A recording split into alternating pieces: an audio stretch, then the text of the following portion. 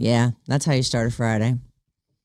Some Green Day, little Van Halen. It's Alice, 97.3, Sarah and Vinnie, Alice's Friday morning show. Woo, woo. Whoa, whoa, whoa. Hey, turns out it's a special day for a couple of people we know. Oh. Yeah. No one I know. Oh, wait. Yeah, Bob. Happy birthday, Bob. It is officially Bob's birthday, and we're celebrating Vinny's birthday today as well because it's on Sunday. Happy birthday, Vincenzo. Oh, thank you. Happy birthday, you Happy little birthday, you darlings. two. I know. You deserve the best days. You're both so good looking, smart, and creative. Yeah. Wow. Thanks. Yep. Thanks. Another year wiser.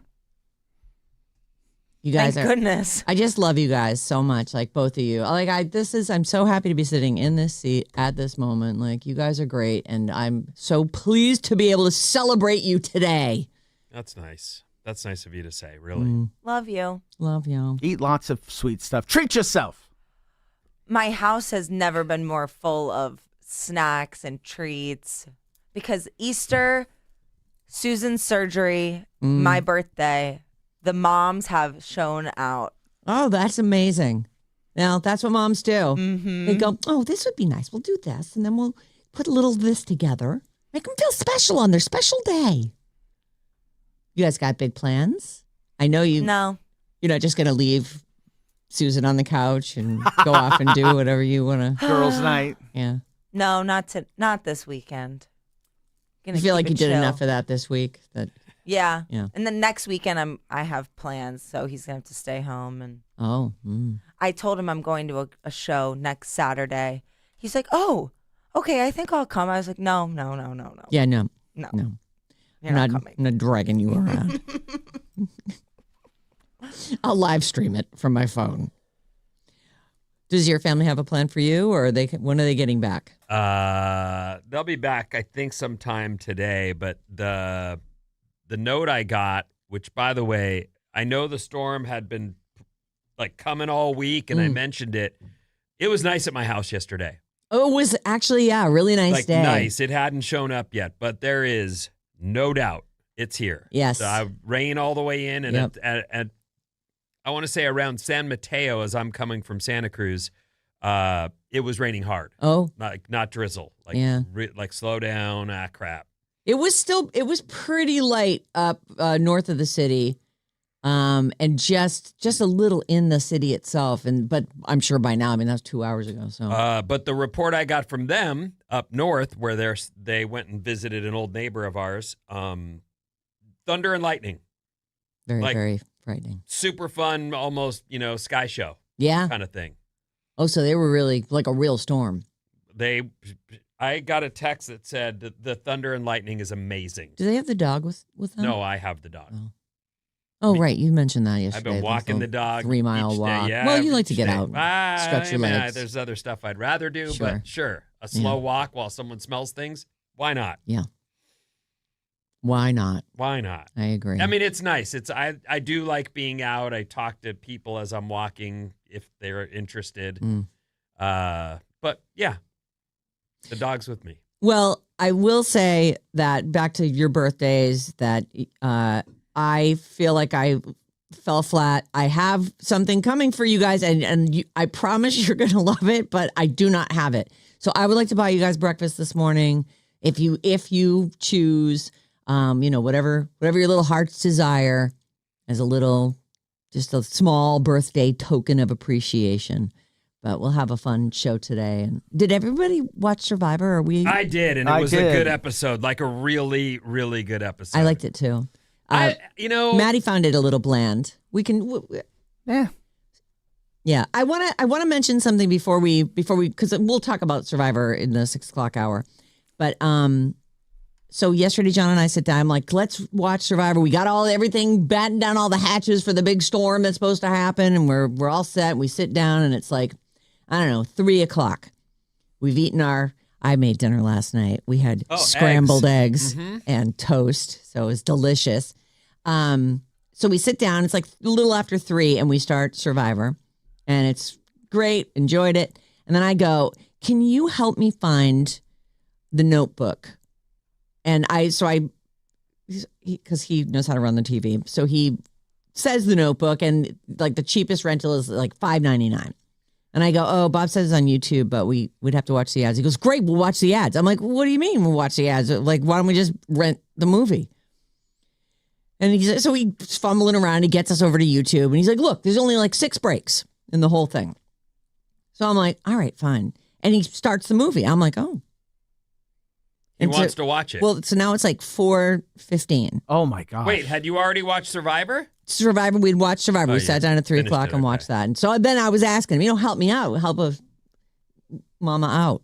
I don't know. I like it.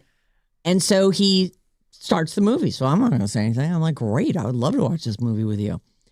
And we watched it together one time, the only time I've seen it. And we watched it at a house we were renting with Pat and Marianne, our best friends, in Tahoe. Our kids were little. It was, I don't know, whenever it was first available to be rented. And Pat and John ruined that movie for us. Like, they were just comment after comment after comment about, oh, this is so stupid and that's dumb. And, just so annoying. They were being boys. They were being boys. Right.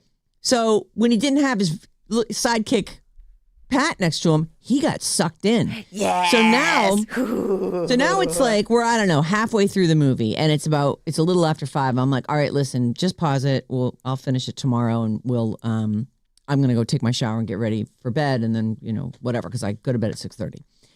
And he goes, oh no, I'm just gonna keep watching it. I want to see what happens. I'm like, I thought he was asleep next to me on the couch, and I'm like, oh. He goes, yeah, it's really good. And I was like, wanting to just strike, like, you're kidding me. You ruined this for me 20 years ago. And so I'm like, no, I'll come back and we'll watch it together.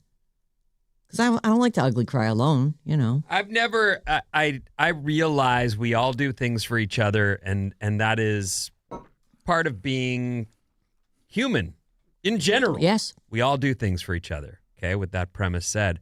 I never understand why girls try to make boys do girl things. Like, I've definitely been in that situation where I've said, because we know you'll love it. Bring your girlfriends.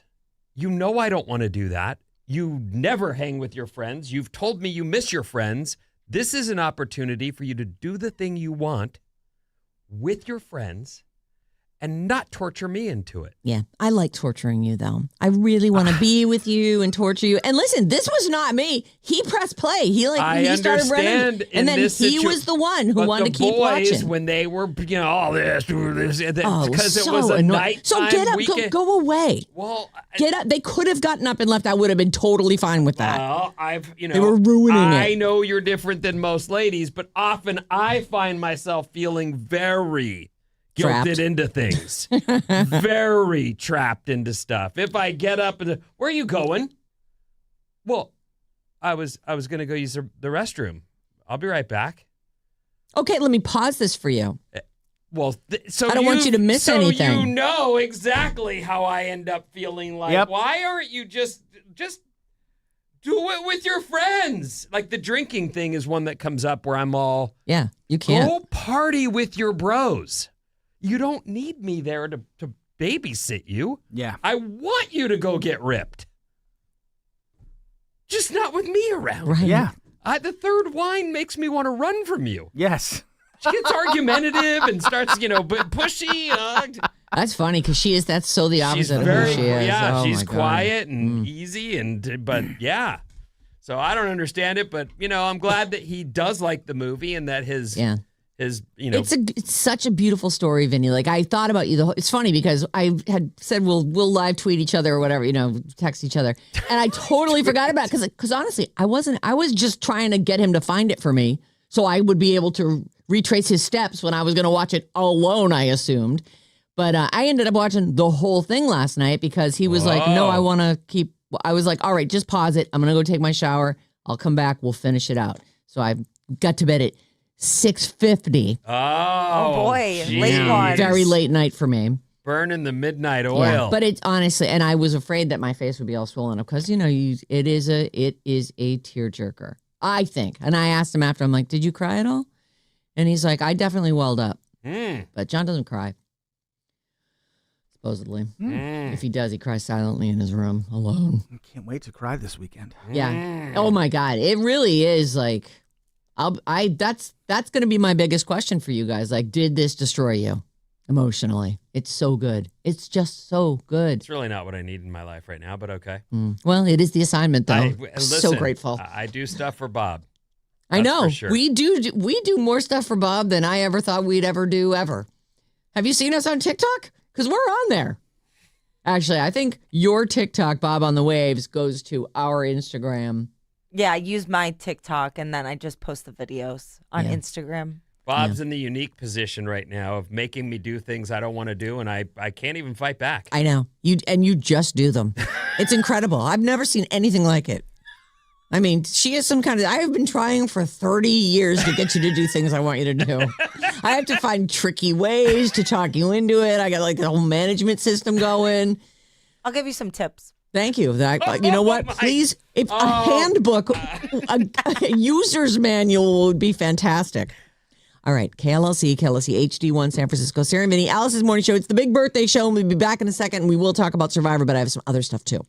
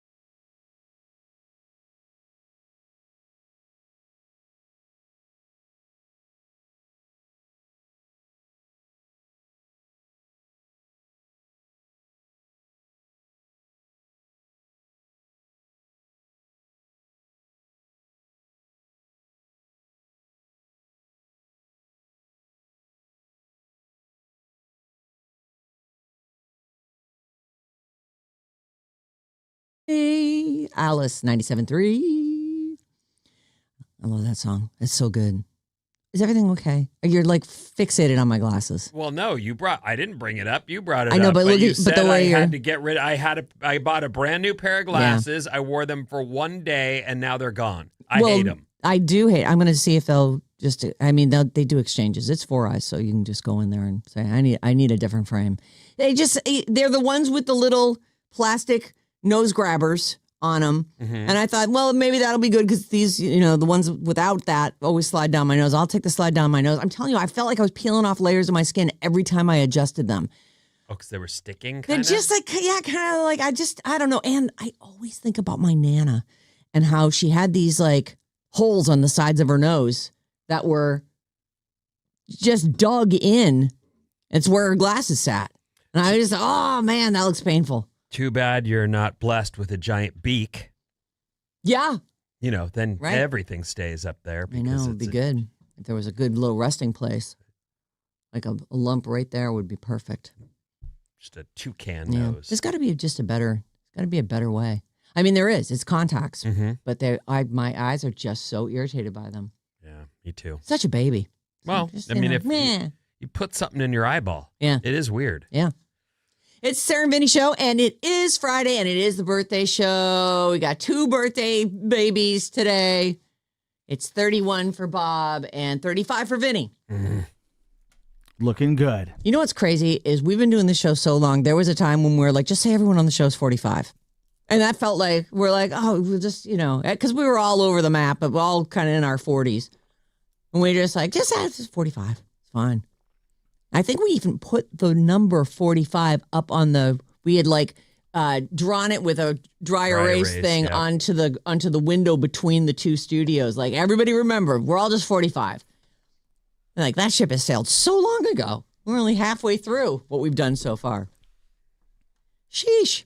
Hey, Napa Valley Wine Train, this is it. This is the final day for this, right? Yep. So 8 o'clock, you'll have a chance to win a ride on the train. Super fun. With lunch or dinner, your choice, courtesy of Napa Valley Wine Train. And wine. Well, I assume. I mean, it's the wine train. I would think they'd have all the best wines. You can call us or text us anytime, 800-400-3697. We have a general reach us at this number, long form, Sarah and Vinnie at odyssey.com. That's our email. I want to start with Survivor, but I do have a couple of things I want to mention. So let's just go around. And I mean, you actually said you thought that it was a very bland episode, yeah? I thought it was fine. You kind of knew what was going to happen. And the minute Dee came back and started running her mouth, you're like, okay, she's gone. Yeah, Dee She just really did talk too she much. put herself in a hole But immediately. Am I the only one who just wants to strangle Jonathan? Like, that guy is such a bully.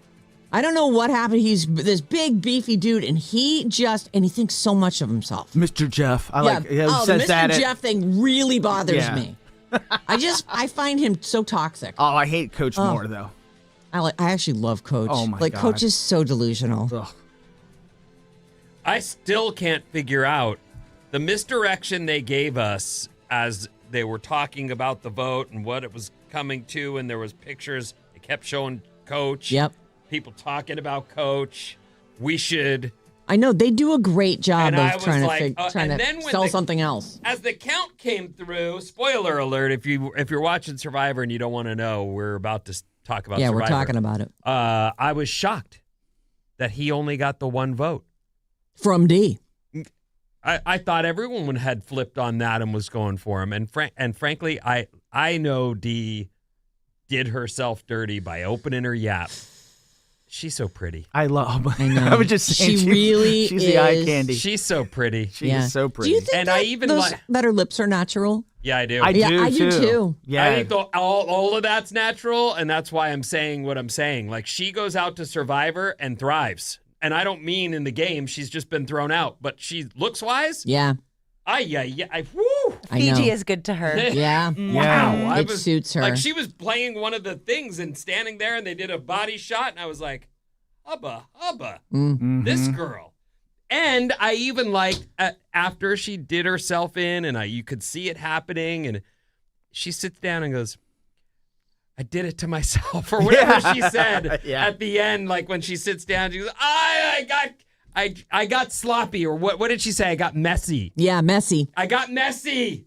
And it was true. I'm so messy. She opened her yap to the wrong person, and they spilled her beans. And not just to the wrong person. Like, the wrong 3 people. She was just on a tell everyone everything tear, which is just not the way. But I found that so cute. And there I am. I'm already into her. And then there she is, going, I got messy and they got me. And I just went, oh, I'm going to look at you knowing stuff. I know.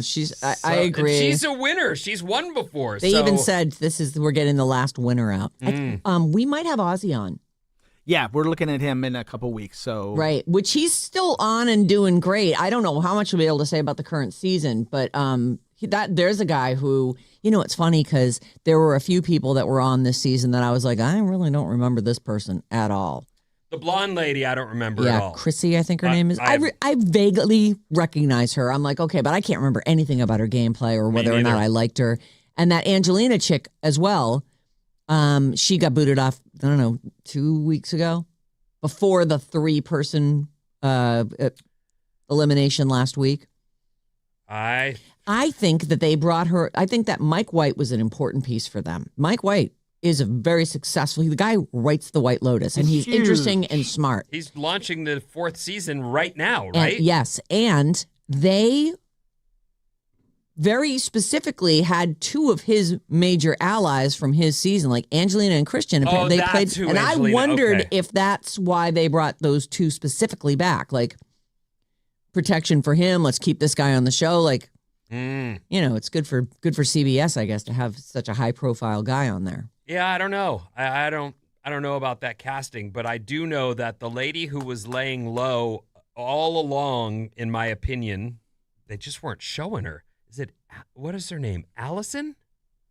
The really good looking black lady with the nose ring. Oh, Tiffany. Yeah. Was like, no, you weren't seeing her, you weren't hearing from her. She handled Camilla's elimination really well too. Like, I'm upset, but I'm not upset at you. She's gaming. She is, and she's actually. I didn't remember her immediately, but she is a competition beast, and she's laying low on purpose. I now see it. She did get some votes though, so I mean and in a group that large, everybody's looking for somebody to pin it all on. So it's going to be. I think she's going to have a tough road ahead. She doesn't have any idols or any kind of protection. So I sat down to get through that episode because I had to, and then 2 minutes in, I was like, I love this show. I know. It's not homework. I love it. I know. But and it's a good season. Fudge! I got to get through this show before I can I play guitar or anything else. And as soon as I started it, I went. It sucked right in. I know, it's so good. So, Bob, I take it you did not catch up on this. No. That's okay. But make sure you do. I mean, I will. Yeah. We're all doing our homework. I know. You better do yours too. I'm sorry. Listen, it's your birthday today. Don't worry. You can do whatever you want. Get out of jail free. Yeah. Whatever you want. It's your day. What does that mean for you in terms of celebrating with your partner? Like, there's no going out to dinner? Is there like... We have a few friends who we're hanging out with tonight. I just haven't decided what I want to do. I don't know if I want them to cook for me. Oh. I don't know if I want to go out to dinner. Must be nice to be Bob. She just dictates everything that goes on around her. It's really nice. Yeah. Don't say no. I know it's the day of. I haven't decided. It's the day of, and you haven't decided yet. So they're going to have to okay, we have to cook dinner? Okay, we'll go get groceries and cook dinner. Well, I guess we better make a reservation. I guess I haven't mentioned I am throwing a birthday celebration, but not until next Friday. Oh. I'm throwing a masquerade murder mystery party. Oh, my God. Yes. That sounds awesome. Where are you doing this? At your house? At my place. Who does that? I need to spend the next week decorating. Fun. Curating. Yeah, I bought a game online. I bought a game online, and I already sent everyone their characters, but it needs work. I'm gonna make some everybody has a character. Mm-hmm. Oh my God, please! I want a full review after you do this because I would kill to throw something like that. That sounds so fun. You should. I'm gonna see how it goes for you. I'll let you know. I've always thought John likes it too. He goes, we should go on one of those murder mystery weekends. A whole weekend would be so where fun. You go someplace remote, like say Scotland or something amazing like that. And then somebody gets murdered. Immersive. Oh, isn't it fun how we can all be so different? You think that sounds not fun? It sounds so fun. You have to give yourself over to it, Vinny. That sounds so fun. It's 1700s Venice. Which is a hard theme. Yeah. I mean, the costumes are going to be tough. Oh. I told people that enthusiastic participation is appreciated, but, I don't want people being uncomfortable at the party, so they can wear whatever they want. Well, they know you, and they're friends with you, and this probably isn't the first time you've pulled a stunt like this, so, they'll do their very best. I'm excited. They want to stay in the fall. I can't wait to hear about it. Oh, my God. Happy birthday to you. Thank you. In the 1700s, did you say Venice? Yes. Venice was a city of paradox, experiencing a slow political and economic decline while thriving as Europe's premier entertainment capital. Oh. So do you like? Did you already look that up? No, When you picked 1700, I didn't pick it. The game picked it. The one I picked. Oh, That was So the it's theme just of it. set in that time. That's when it's set. Yes. So you got to get some like Italian sounding music, get It Italian became- wine. I have the vision is, it's It's cooking. developing. Listen, it became a hotspot for the Grand Tour, famous for its carnival, Yes. casinos, gambling, masked Ooh. libertinism. Masked libertinism. Libertine? Yeah, from I don't know what a masked libertine would be. I don't know. Despite its decay, the city was the center for art and culture. Okay.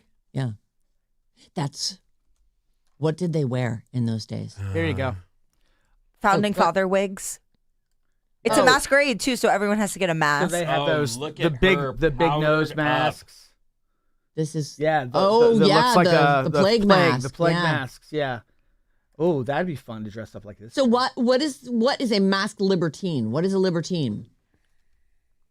Let me Is ask that like Googie. a progressive and someone? It Yeah, I'm was, guessing I'm guessing. a person who rejects accepted moral principles, social conventions, and religious constraints. Yeah. Oh, It's Bob. so it's someone. Yeah, it is Bob. This is perfect for her. This I is am no liberated accident. from the rules of society. We I'm can going all crazy. do whatever we want Put a tonight, mask on. everyone. Let's go. We're liberated. Okay. It's not I gonna love be it. like that. This is fantastic. Well, maybe. We'll see where the night takes us. Jesus. We'll see how Well, the you wine never know. flows. She won't tell us. She's very cagey. There's a lot we don't know about Bob. Yeah, She's a woman of mystery, and she's throwing a mystery weekend. that's cool. Okay.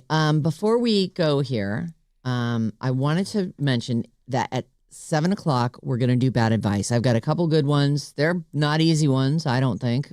So we'll take care of those. But we also love people's feedback on these things. Obviously, if we answer your question and we make suggestions and you use one of them, we'd love to hear some feedback on that too. Tell us how it went. But this person, Mary, says in response to one we did last week, he knew she was on the snack aisle because he was there.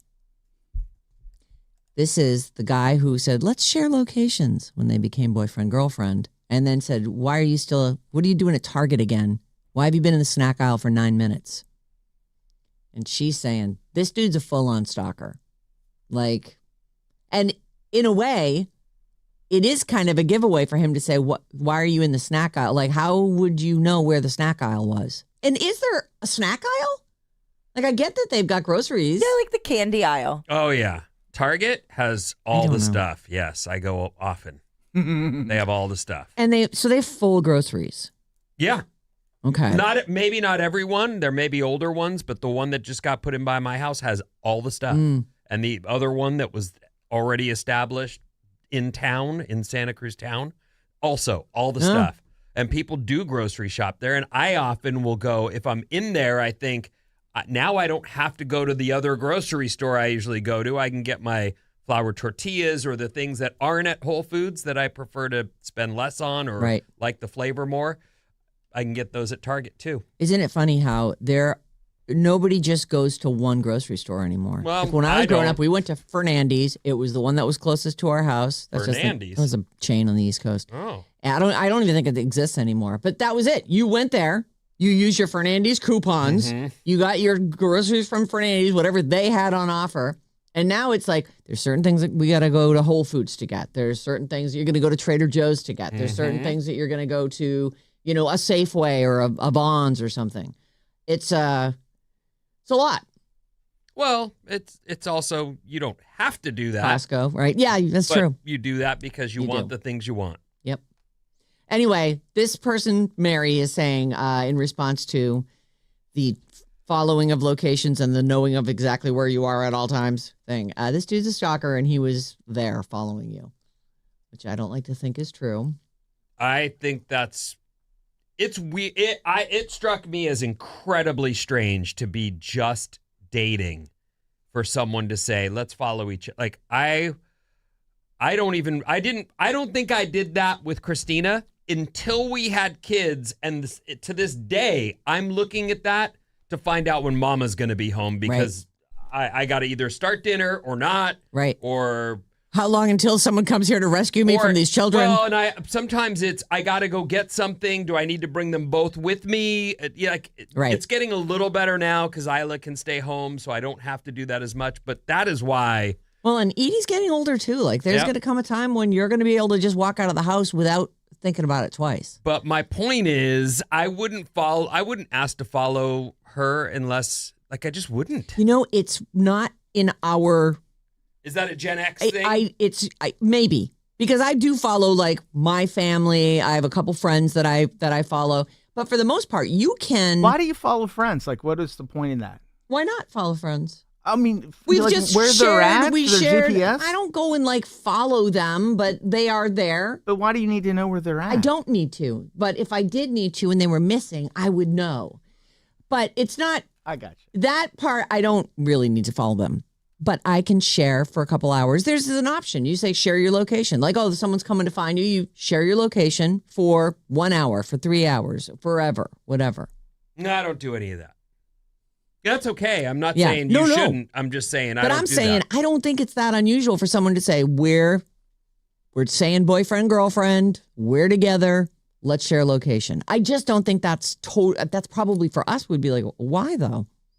But to me, it feels super out of touch. I just feel like it's just weird to have people know where you're. Why do they need to know where I'm at? What do you think, young person? Well, I have a friend in town, and she has a new boyfriend, and they started dating in October, and they became official, boyfriend girlfriend in January.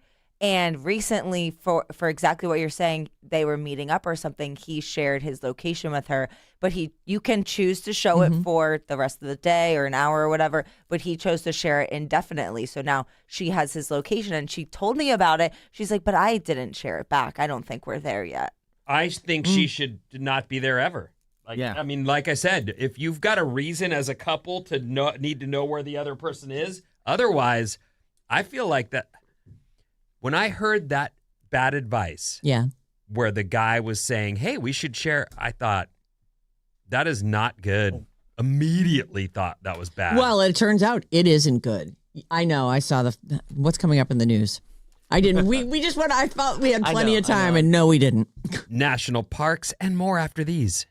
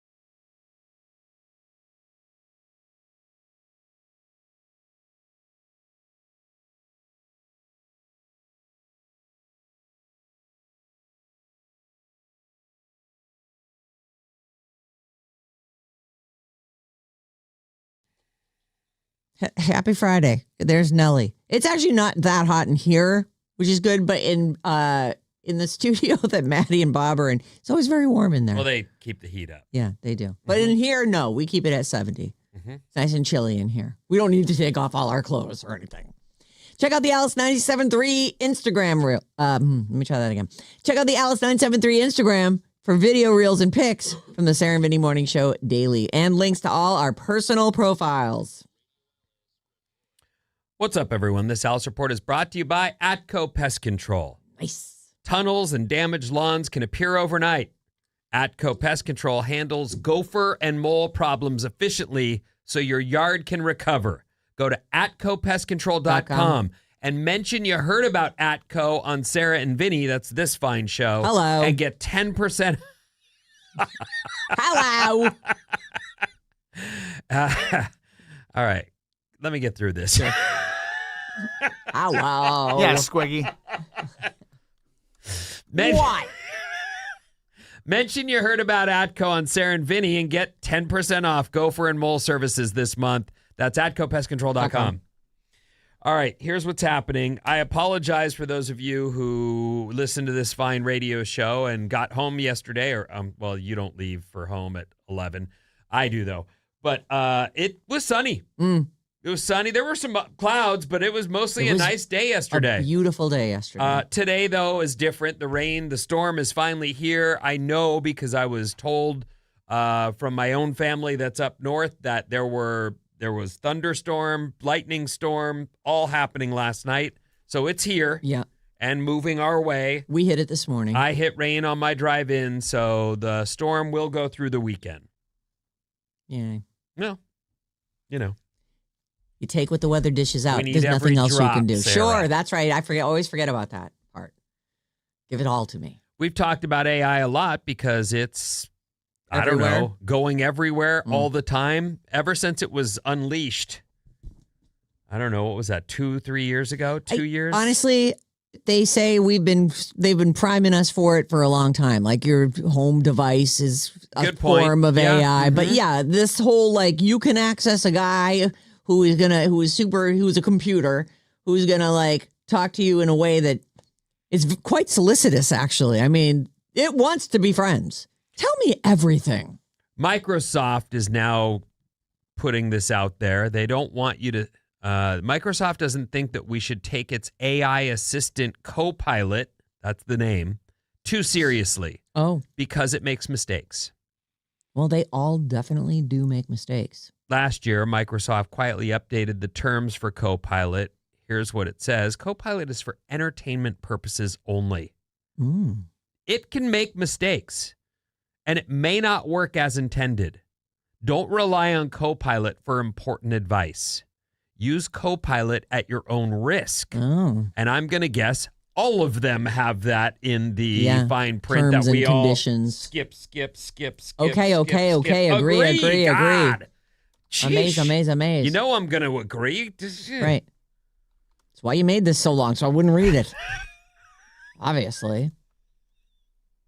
Although, do you remember hearing, you reported this a few years back, somebody claimed like a $10,000 prize from an insurance company because they found it in the terms and they actually read the terms and conditions. That was the whole contest was. And it took a while, and it was one person. Well, no, because no one reads those. Right. And so I honestly, while I realize companies will protect themselves with that, I actually think if that's a case that ends up in court, a judge should say, I understand your intended purpose when you put everything in there, but since literally no one actually reads that whole thing in order to get what they need out of this computer in the time frame they have available. Dude, I'm trying to do my work right now. Right. You just updated this thing and then you threw me this list of stuff I'm supposed to forget it. Right. Agreed.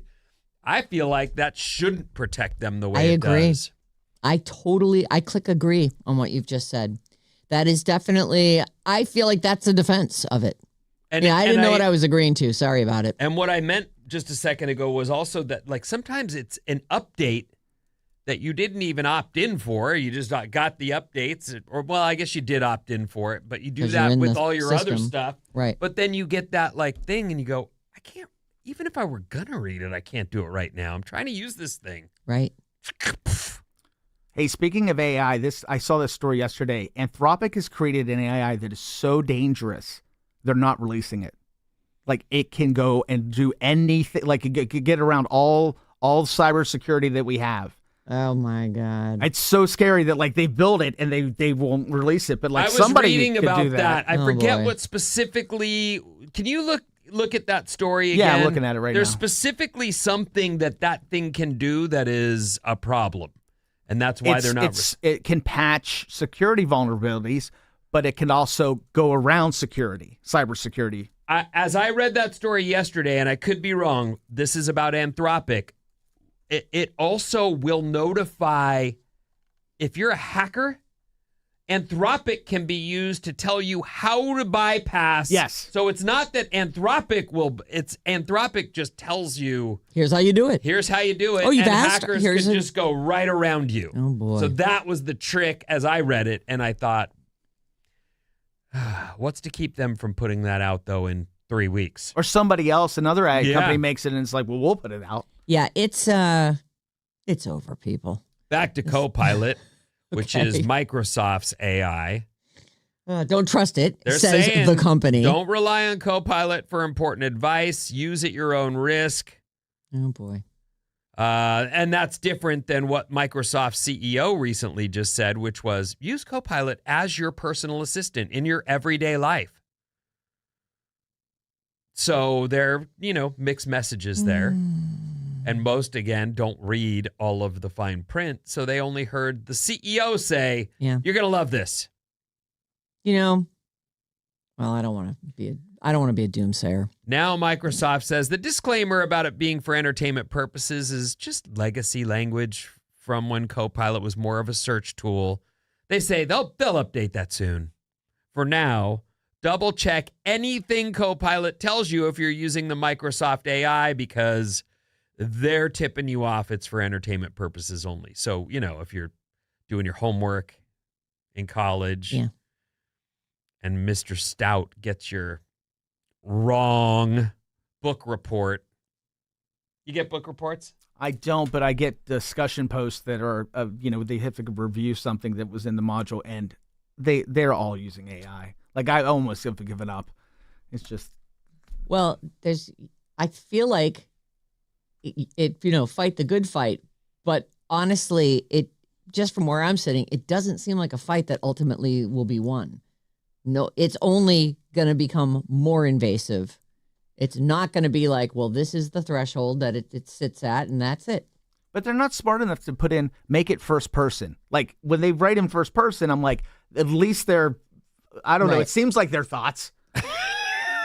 Oh, I say the kids, they don't need to be that smart. They've got AI. No, they're just like, answer this question. I'll say this though. You and I are a similar generation, and you've integrated ChatGPT nicely. You use it quite a bit. I do. And so there it is. But my son is also on my ChatGPT account, and that kid uses it for questions about life, legal questions. It's honestly, he's like, oh, let me ask ChatGPT. I'm like, really? He goes, oh, here's what they said. And I'm like, oh, that's actually quite helpful advice. Like everything. Well, I'm feeling depressed. What should I do? Whatever your thing is, people are leaning on this, and it's so solicitous. It's really friendly. Like, I actually almost have like a guilt thing if I don't reply to it, because it's like, hey, well, what about this game? And what if we did this? how and then are I you just accessing it? Is it a website? ChatGPT.com. So you keep that window open. It's open right now. What would you like to Okay. ask No, it? I don't have any questions. I was just curious because I don't have the app and I don't keep the website open, so I don't Yeah, it's open right experience now. what you do at all. It's up here. Oh, there you go.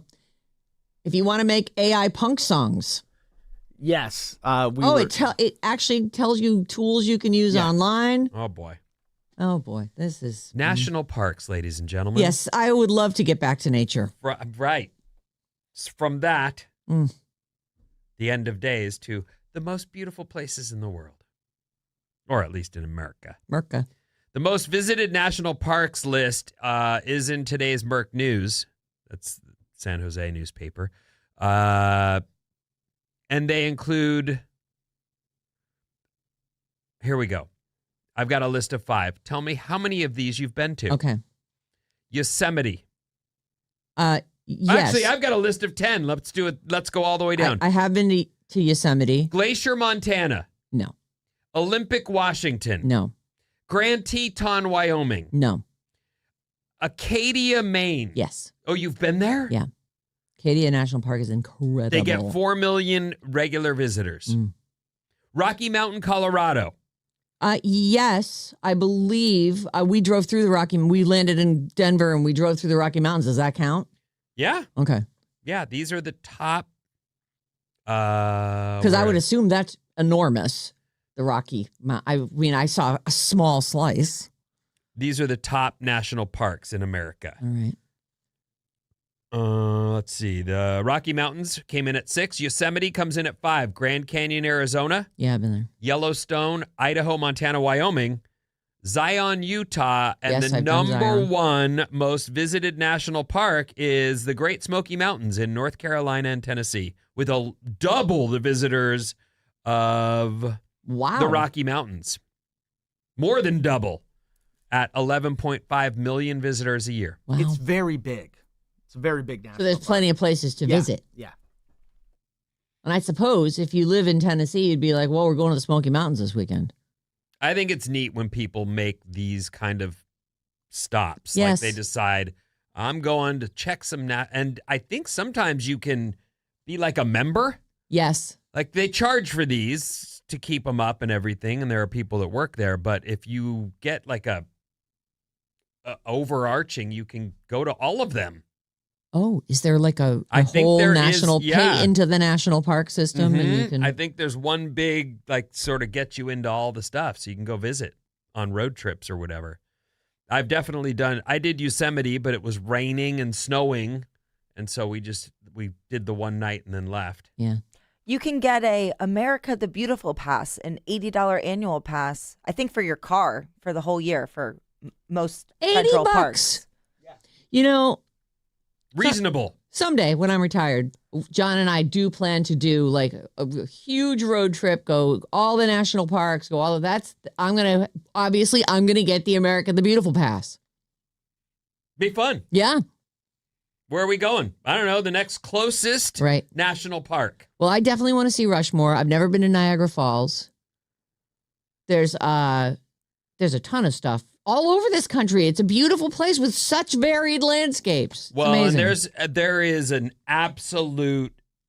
I couldn't even imagine what the numbers are, but there are people who RV, and that's what they do. Yeah. They go to this national park this time and another one another time, and they park and live it up because those RVs are incredible. They are incredible. We were just in Oceanside on a trip.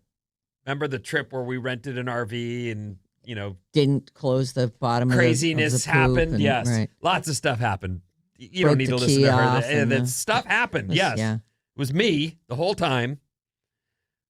So you didn't screw the cap back onto the... No. I don't know how to do any of that stuff. Oh. That was Christina. Oh, But that was her fault, but you broke the key No. off. Yeah, I broke the key.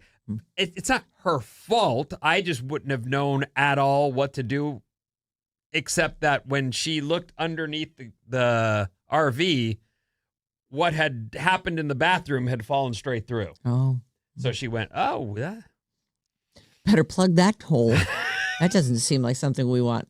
I don't Right know if it's beside straight us. through, but you're supposed Sure. to keep that on board until it's time to not to. Yeah. A pump station of some kind. I don't know how we assume. never did that, so I don't know. We were only in it for a couple days. Oh, you turn it back in and like, here you go. Take care of it. Thank you. I think so. Yeah. I think we That's the did. way. Well, It does feel like I don't want to learn how to hook this thing up to the flush. to the caca hose. Sure. No, thank you. I got to handle the caca hose, huh? 800-400-3697 is our number, and this is where Maddie reads some of your contributions to the show. It's text. I've got some birthday stuff coming up, but on the national parks, this is kind of neat. From your local librarian, the libraries have national and state park passes for you to borrow for 3 weeks at a time for free. Also, your library card and Libby app gives you access to free audiobooks. Jessica in San Mateo, our librarian friend. Way to go, Jess. Libby. Let me get to some of these. Everybody's wishing you happy birthday. 408, happy birthday, Bob. It's my birthday too. Your party next week sounds amazing. Have a great day. You too. Birthday sister Marissa. Oh, happy Marlis, birthday. excuse me, in San Jose, listening on Odyssey. 925. Happy birthday, Vinny. My favorite memories are you and Gretchen getting at each other in the games. You're so funny, and you have the best voice in the West. Oh, That's nice of you to say. Yeah, I love Gretchen. I loved kicking her head in often. that's where El Campeón del Pueblo comes from. That was one of my favorite things was just we getting do Gretchen. trivia. She was doing middays and midday girls are so freaking highfalutin. They think they're snobby. They think they know everything about music. They're the worst kind of human beings in the world. They were pretty evenly matched, actually. I will say it wasn't like Vinny did stomp her all the time. The stomping happened to you too. Oh my God! Anyway, back to the text. From the 669, can you say happy birthday to my mom? It's today, and we're both up listening to your show and waiting for the sun to rise. By the way, when you text us, leave us your name, Yes. where you're at, and how you're listening. And or your just mom's your name since it's her birthday. Yeah. We'd love happy birthday, a Mom. 415, and I appreciate this because they're asking, Maddie, are you okay? You seem pensive today, and hang in there. Listen, I had a traumatic brain injury yesterday, and I've had a headache all day, and nobody seems to care. All he could. He's like, I think I need a CT scan. Nobody cares on this MRIs. show. Somebody cares. They're cold. My Your mom cares. She Bob's was mom texting me incessantly yesterday. You need to make sure Maddie goes to the hospital after He the saw show to get stars. his head checked out. She works in traumatic brain injury research. So she was like, well, did you tell him I work in research? I have credibility. So I told him this morning because she also called me yesterday afternoon following up. And Maddie is, no, I'm fine. So I tried, Mom. I tried. Yeah. And 415, happy Born Day, Vinny and Bob. Wishing you both happiness and good health. Born Day. I Born love day, that born day. he off air, when you say, hey, my mom's concerned, he's like, I'm fine, don't worry about it. On air, I have a traumatic brain injury. Where's the love? This is where, the honesty comes out. Right, sure. You do have quite a little bump on your head. He's, what was it? Disfigured? Yeah, I I'm know. disfigured. I've got a scar that will be there forever. Well, This is your we'll chance try. to do the impression. I mean, it was so good. It really, I can't even overstate how much attention he needed yesterday with that thing. I really was just having, so you bumped your head on the door. It just was, I was like, oh my God, the ceiling must have fallen on him. The door doesn't move fast. You know what? He turned and hit his own face into the door. The door doesn't close fast enough to get you. You could. What I'm saying is, you could just go, duck. Yeah. Oh, here comes the door. What should I do? I guess I'll move out. It's still coming. I've got time. Don't worry. Let me think this through. Yeah. The whole thing makes no sense at all. Right. I know. If Like, you how weren't could he there, eat- I would say he was lying. And he's got glasses on, and the glasses stick out further than his forehead. Like, how did those not break? Like, it feels like a scam, Maddie. No, it's no scam, and I just wish that I had a little more compassion for my friends. Maybe you should get a CT scan. There's definitely something wrong with you. All right. We're going to do bad advice Where's right my after button? this.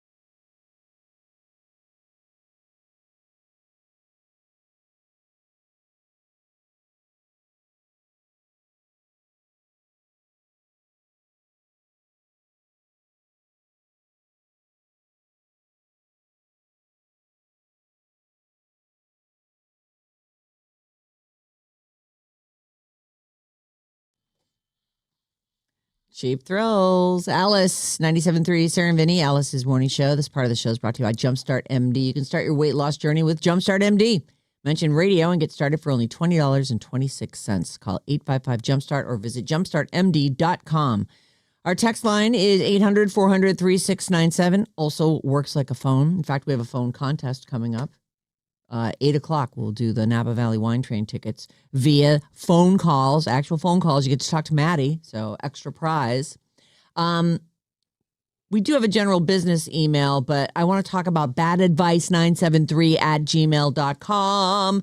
That is where not only can you send your problems, but you can send your reactions to people's problems and how we got it right. Tell us how wonderful we are with our advice that we give every week and the problem-solving skills that we have, that we've developed over the years.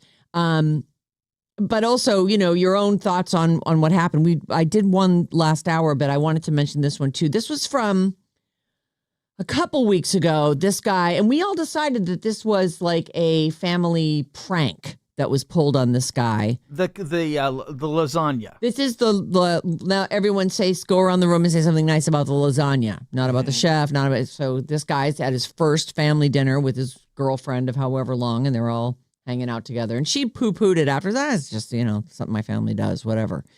But I think maybe it was Bob. I can't remember who came up with they were like, that sounds like they're testing him. They're goofing on him. They're pranking that kid. So this person says, maybe it wasn't a prank, but an undercover way for the family to give their first impressions of the boyfriend. All good. Oh. All cool. I like it. Kind of neat, right? As you were reading it, that's what I was thinking. So the family didn't just come right out and say it. It was a nice way to give their approval.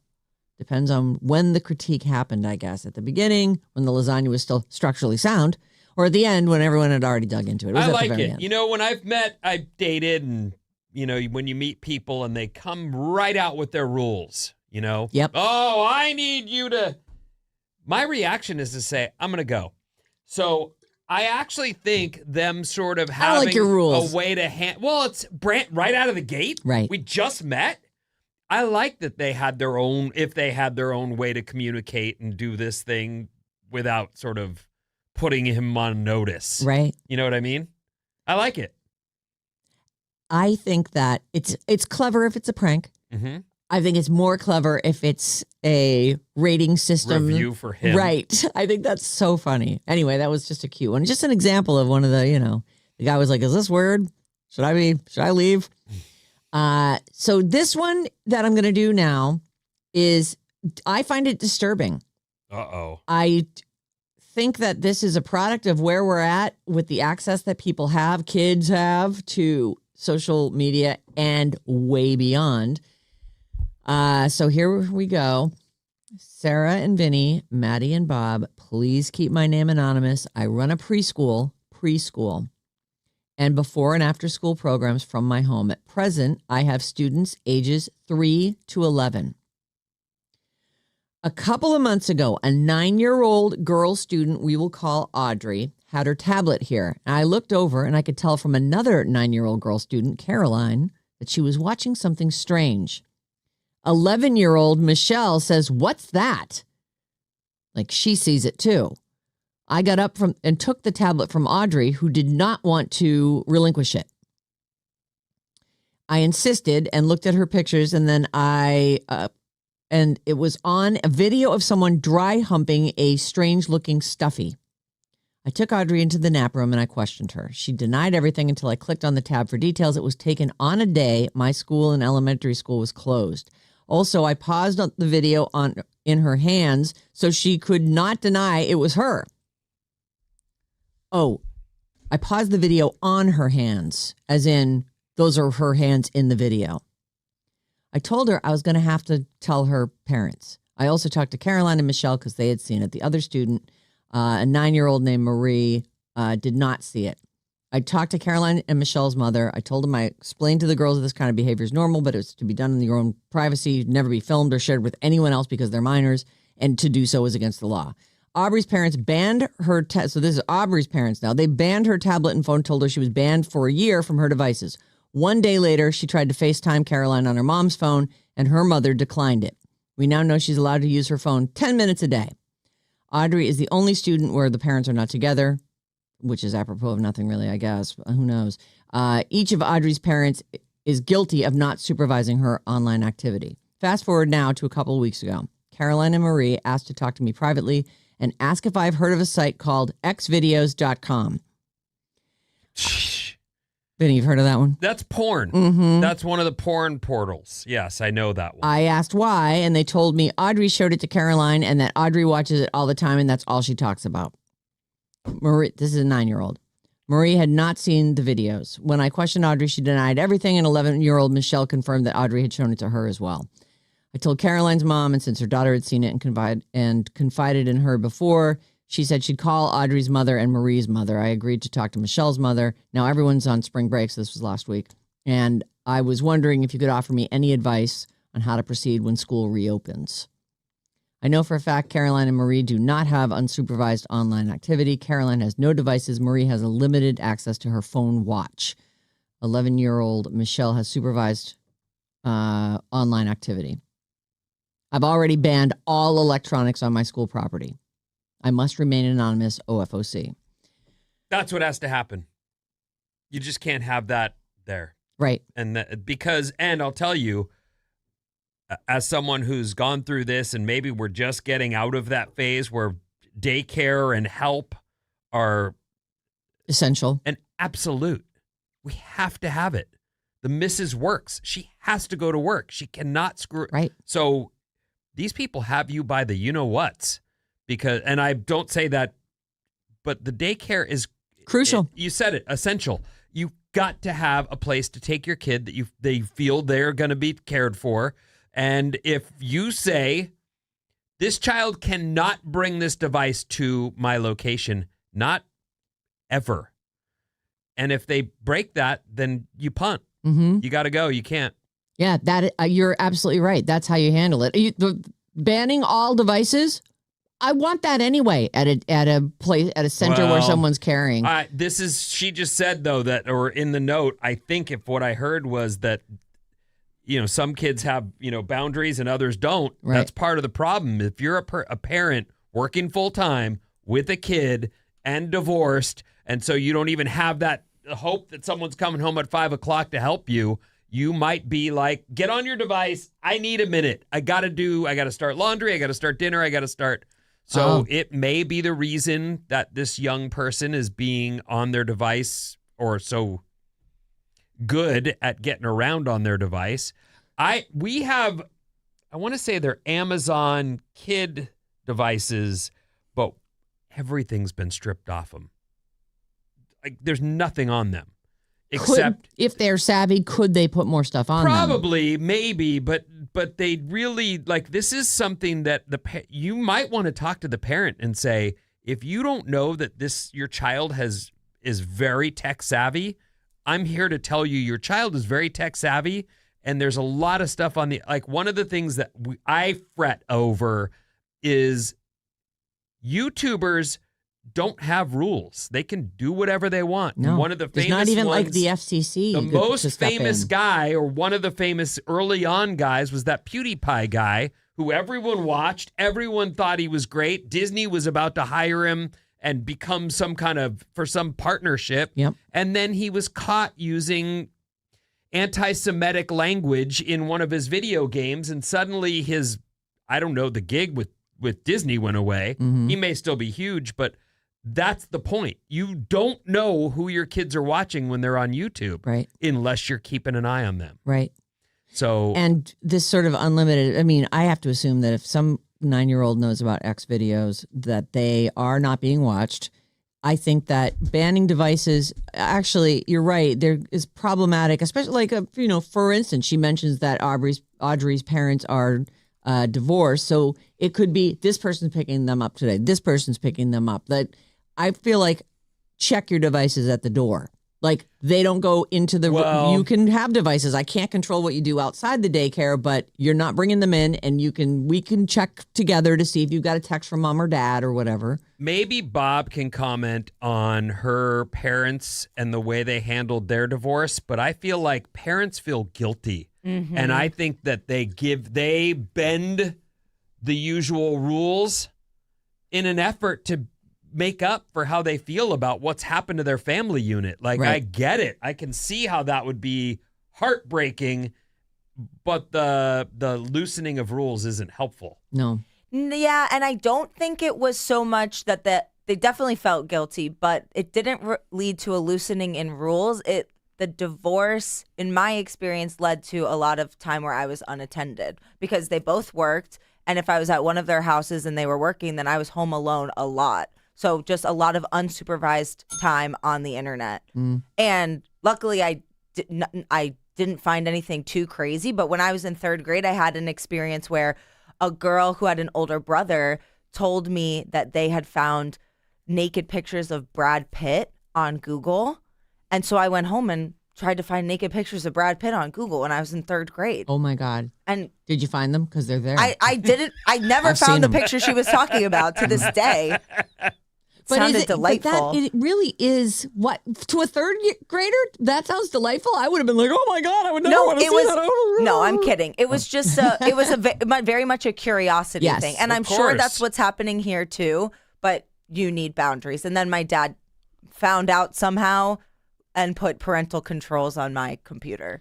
So I grew up with just a single mother, and I had an 8-year-old brother, 8 years older than me, and he read and collected a lot of pornography. So I know, like at a young age, it's traumatic to like have that happen. And my thing is, I think those parents need to get her into some therapy because if she's out there looking for this stuff and is doing humping plushies and things like, Oh yeah, no. she needs. Her own personal problem with pornography at age 9 is not I think what we're addressing here. You're 100% right. Like that sounds like something that those parents need to address. Yeah. This lady should not have to address that. Right. This lady just needs to find a way to keep that person from bringing that into their children's classroom. Let me give you another example of something that happened in my own house. I had read this book to my oldest daughter. I think at the time she was like 9 or 10, and it was about where babies come from. She didn't get the birds and the bees talk at school because it's a church type school. So I really felt like She needs to know the real deal. She had said something that led me to believe she doesn't know her own body. And I felt like she's got to know what's going on here. So I got this book. I read it with her. I read it to her. We read it together. I've left it with her. So then I said, on the book, it said ages 4 through 11. And I said to my wife, I'm going to read this to our youngest as well. And she said, you can't. And I was like, no, I can. I should. And she said, we can't have her going back to school and sharing her education with the other kids whose parents might be furious. And I thought, so we have to hold, and we have held back because of that. And that's an example of a decision that her mom made, and I'm abiding by it. But I do think that kids will, if they've got info, they want to be the cool kid. I know You know, stuff. I know something. You don't know. So that is something that's going on there too. It's not necessarily that she's demented. She's just got info these kids don't know about. Right.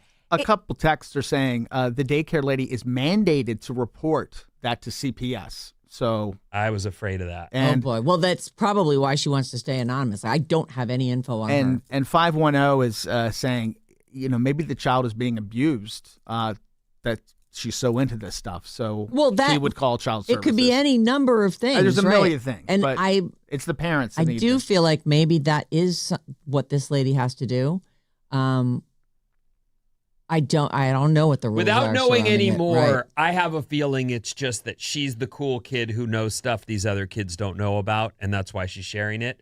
But you're right. It could be abuse. It could be It could be an older worse. brother who, right. gave her the URL that now she's looking. But there are secrets and just so things scary. that kids, one parent shares with their kid, and their kid goes to school and says, that's not real. This isn't true. That never happened. And their kids are all like, oh.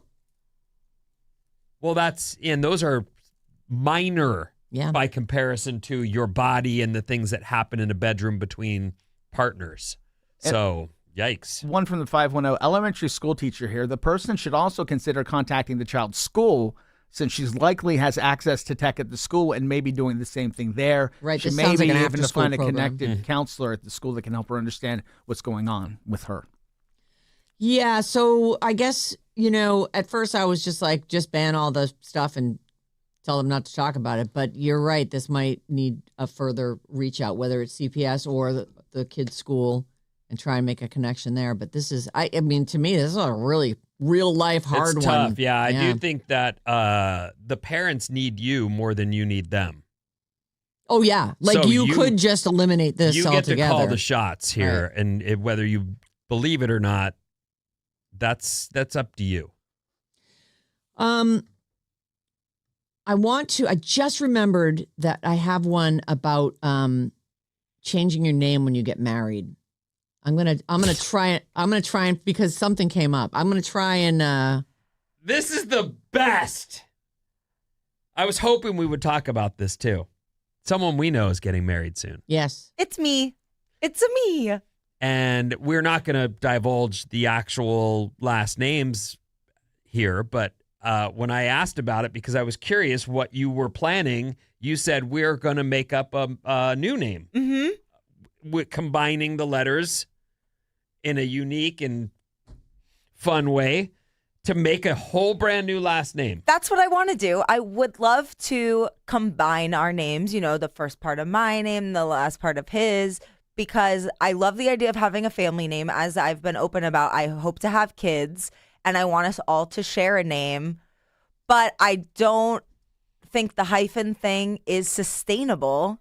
Like if we hyphen our name and then what, like my kid marries someone else who has a hyphen name and now there's 4 names, I think that's unsustainable. And I absolutely don't want to take somebody else's name, and not even that I feel that connected to my last name, but just taking a man's name and giving it to my kids, absolutely not. I will not be doing that. And what does he think about that? Oh, he's on board. He is very happy with whatever. So you're gonna do a combination name. I want to, but none of the name we haven't found the one that I'm excited they don't about pair yet. well. You could just come up with your own name, your own new family name. Yes, Lindsay, our sales guru, suggested that I sell it as a sponsorship.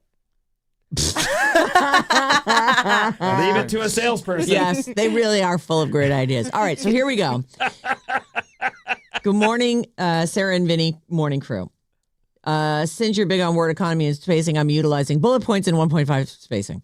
Please don't say our names. Nothing bad here. Just figured it'd be better. It's been fun to hear Bob's take on things throughout the show. As a fellow millennial, I've been wanting to send Bridge the Gap questions. Here's where my fiance and I are curious to get your advice. We're talking about last names. I want to keep mine in there as well as his in. He's fine with it. If I don't keep my last name, it ends with my sister and I, as there are no male relatives that have kids to pass it on. I'm proud of my last name. I'm very close to my family. Both our last names are Portuguese, so neither of us would be giving up that part of ourselves.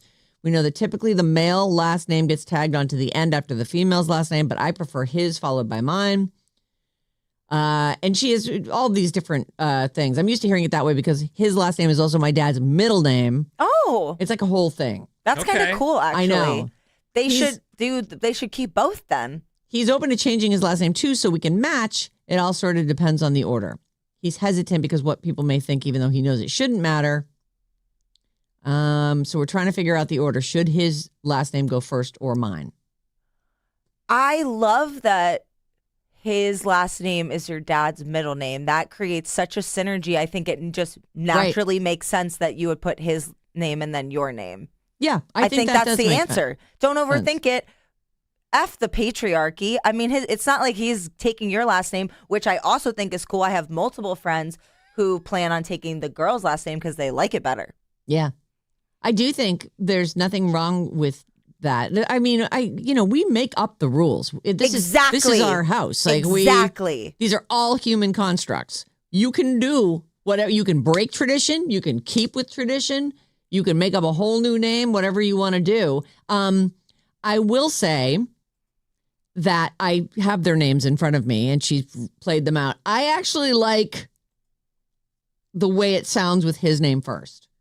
Okay. Which is what she just said. Wi- So right. that's, Which it is, works. and so, right. So it actually does work. I actually think that flows a little bit better.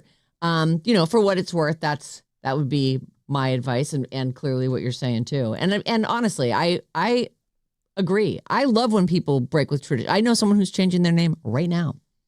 I would say that I'm old school, but the truth is, I was like, we don't need to marry.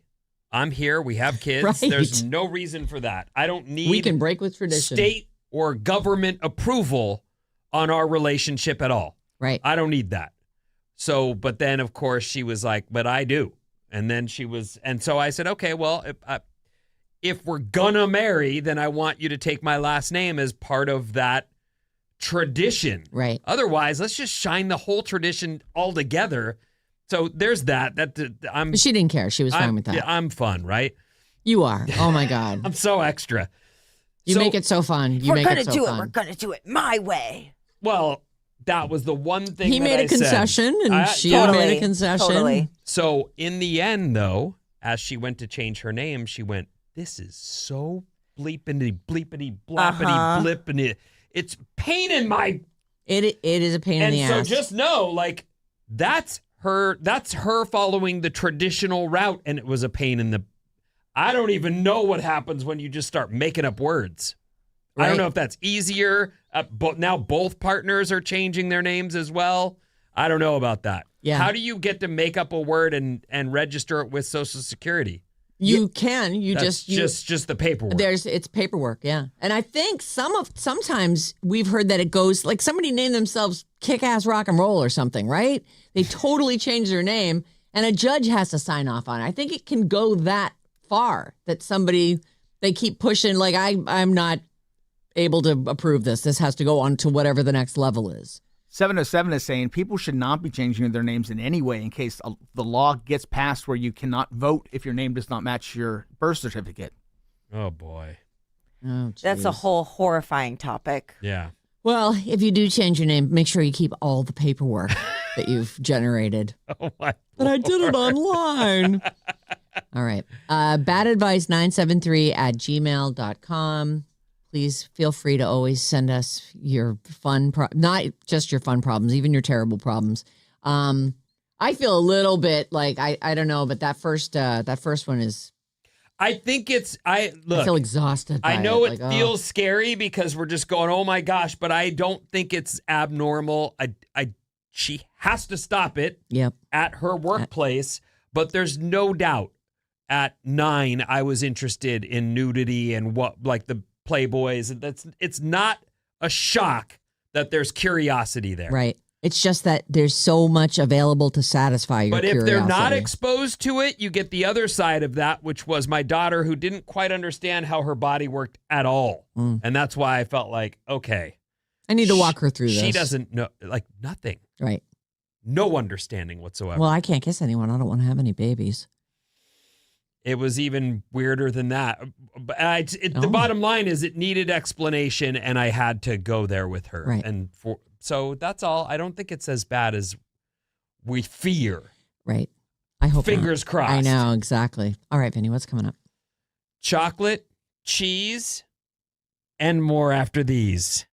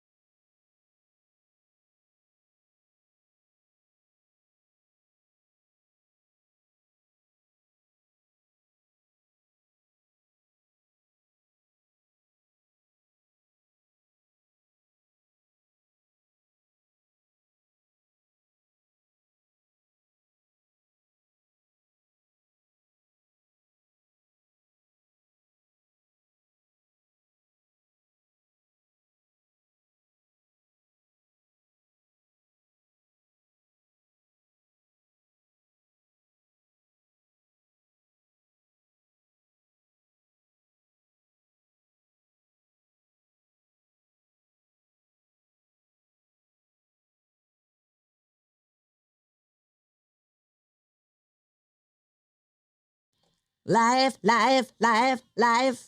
Alice, 97.3.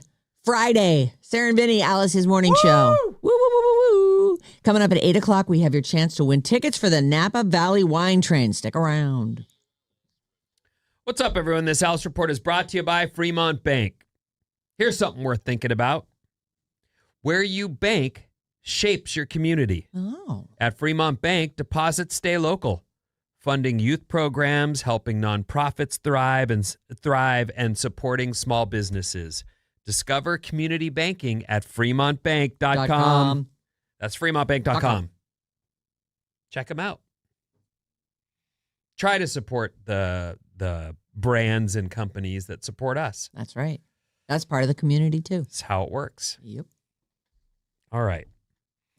I want to mention the rain. It'd been coming all week, and it's finally here, but it really didn't show yesterday as it had sort of stalled out. But we've got rain. It was surprisingly lovely. It was yesterday. nice, yeah. Rain, thunder, and lightning though through the weekend. So there you go. All right.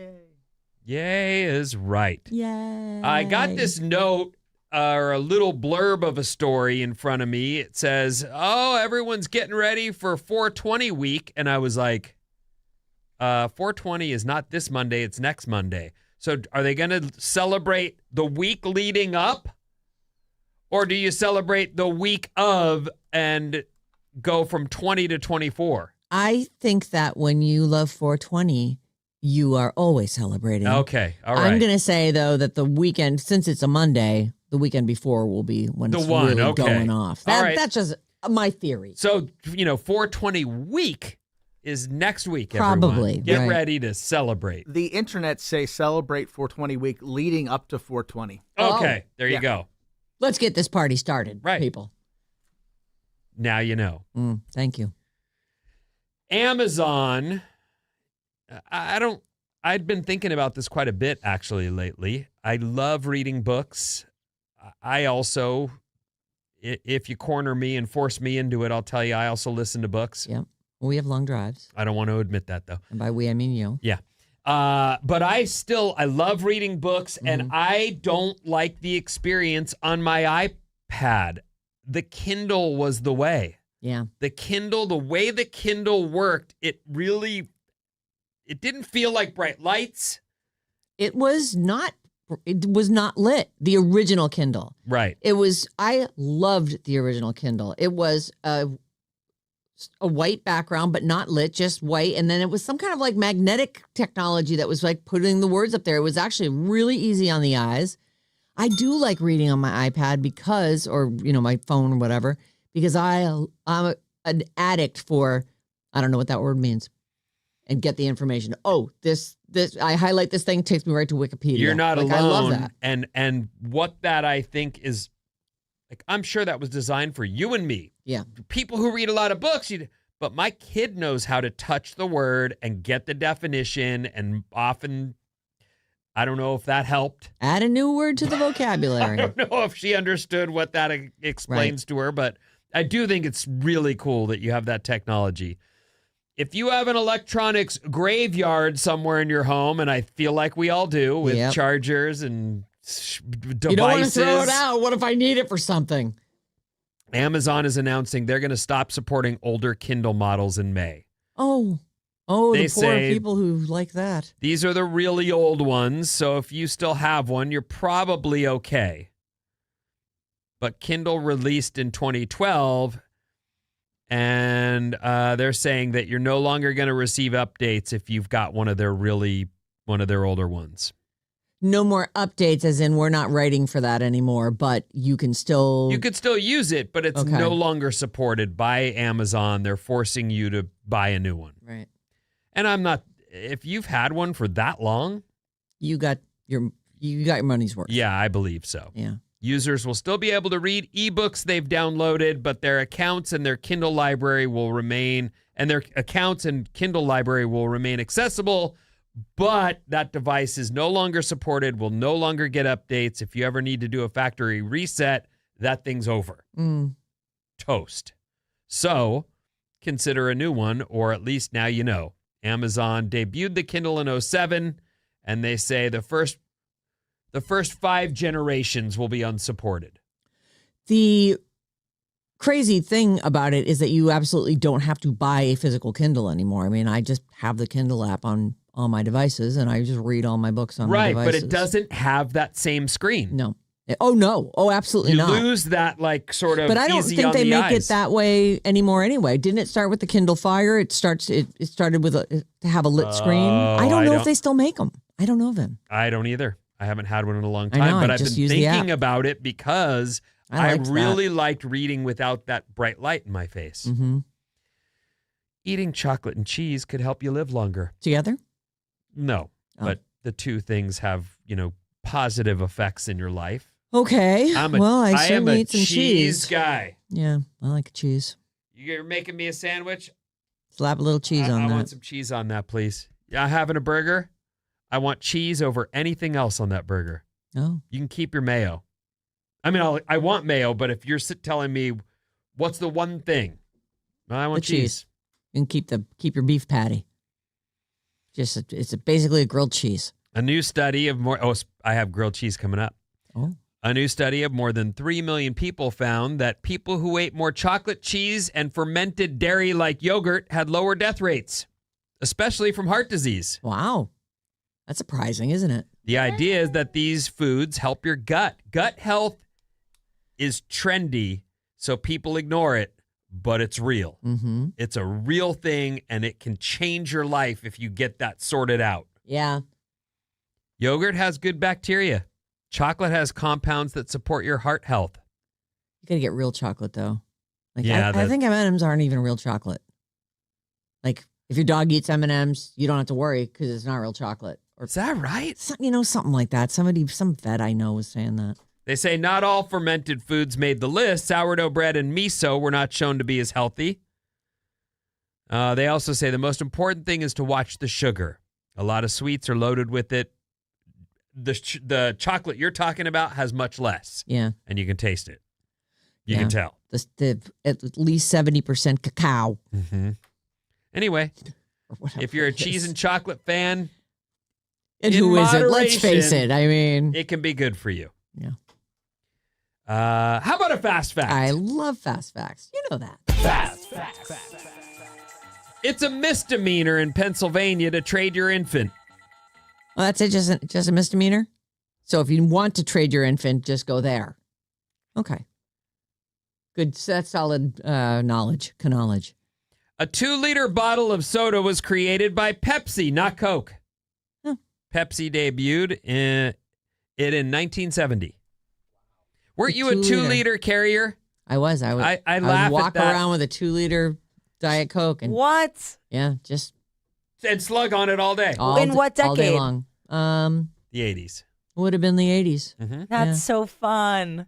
The 2 liter is the worst way to get soda though, because it's flat immediately. Honestly, it didn't matter. I would get it cold at the store, and I would continue to drink it throughout the day. It would be flat. Would you say and you were full of doing one a spit. day? Oh yeah.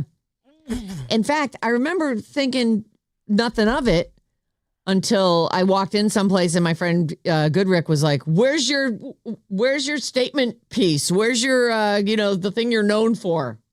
Your bottle. Are you not going to dry up and dehydrate and blow away?" Yeah, it was my trademark. Where I was was like, it? I don't know. Ah. And was that the day you quit? I don't know. I know. I don't want to be known I don't for think this. so. I don't think so. I liked it, and I was in bands at the time, and it was I'm just a like singer, and I have groupies. and I need to constantly wet my whistle. Oh, okay. And apparently, water wasn't enough for me at the time. Well, you can thank Pepsi. They're the ones that came Oh, up thanks, with the Pepsi. 2-liter bottle. Were you a Pepsi or a Coke? Diet Coke? Okay. Some Bologna or Bologna Oh, may have a first name, but the city of Bologna, Italy, may have been the first city in the world to officially ban slavery. oh, This happened back in the 13th century, wow! 200 years before Christopher Columbus was born. That's amazing. Too bad there wasn't an internet so that could get around, to everybody so they could all go, Yeah. we should probably ban that too. Yeah, it's wrong. Before this gets out of hand, the whole stealing people from Oh where my they God, live I and know. bringing them to other places and forcing them to do stuff. How incredibly strange what we do to each other. The Matrix came out in 1999, and when Neo shows his passport, the expiration date is September 11th, 2001. That feels very Keanu Reeves to me for some reason. That's him, right? Neo? Yeah. Mm-hmm. I feel like he's in some sort of connected to a time warp or something. There's something weird going on with him. You're telling me this movie came out in 99 and it wasn't like set many years in the future? So when he puts his thing out, it's... Oh, right. Good point. That's your fast fact, that on his passport is September 11th, 2001. Oh, I didn't even pick up on the September 11th, 2001. I was like, wow, that's so strange because I always think of The Matrix as being set far in the future. So 01 is what I focused on. But oh my God, September 11th, 2001. Yeah. That's creepy. That is creepy. It's spooky. He has a new movie out like tonight on Netflix. He's a wizard. Sunday. Yes. Sunday. Sunday is National Grilled Cheese Day. So That sounds like lunch a will good be day. really simple. You can have a grilled cheese and say, I'm celebrating the day of the grilled cheese sandwich. I like when I open up our cheese drawer and we have like a multitude of different cheeses in there. And then I can make like a really delicious grilled cheese. Overdone. American cheese. I will keep your American cheese, please. Oh, my God. Stop it. Please. That's Cheddar ridiculous. does not melt like Cheddar. it needs to. I do a slice of cheddar, slice of Swiss. Oh, What else geez, do we they all have in different here? melt rates. A little the bread is provolone. now No, burnt. it's not I'm burnt. with You got to Vinny. go slow. You have to take it really slow. 61% of Americans say grilled cheese is their favorite sandwich. It is a good sandwich. And a whopping 75% don't feel confident that they can make a good one. Oh. I just told you how to make a good one. You get the right cheese. You don't mix them. You got to mix You get the a cheeses. good, solid, normal melt rate, and you can get a golden brown outside and a melty inside. That's the way. I just helped I like you them out. all mixed together. I am like dying for some food right now. 43% of people prefer white bread. Others like sourdough, multigrain, and brioche. Bread is another one. It all works though. I like bread. Yeah. I'm in. The most popular add-ons include tomatoes, bacon, ham, and eggs. Eggs? Yeah, you can do that. It's just an egg sandwich. Yeah, that doesn't. At that point, it becomes an egg sandwich, Yeah, not a grilled that cheese. doesn't- Yeah. I like a little hot sauce on there. I will also I will nice. take a grilled cheese and dip it in Tabasco. That is good. Yeah, it's good. It just wakes it up a little because otherwise it is pretty bland. When your kids are coming up, especially at a young age, they may have an incident or a thing happen or maybe even a reaction, and then they suddenly go, I don't eat eggs, or I don't eat that because that gives me, or I had. So Edie didn't eat eggs forever. And then I made her some scrambled eggs and put a couple pieces of bacon and some scrambled eggs in between 2 pieces of wheat bread, and I cut the crust off, and I said, I want you to try this. I know you've had but taste this. And she ate it, and she was like, that's the best thing I've ever eaten. And I was like, great, good. We're back on eggs. We're on eggs again. Phew. Then I gave her an egg sandwich the next weekend without the bacon. And she goes, push it back. Where's the bacon? And I was like, they all don't have bacon, but it's still eggs. You can eat that. I want bacon.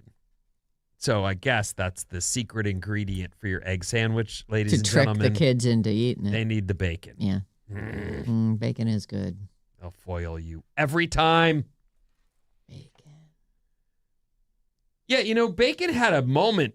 I want to say, I don't know what year that was. It was like bacon gum in the and 10s, bacon everything. Yeah. And T-shirts, Team Bacon. Your husband's team He's fans of bacon. is fans of bacon.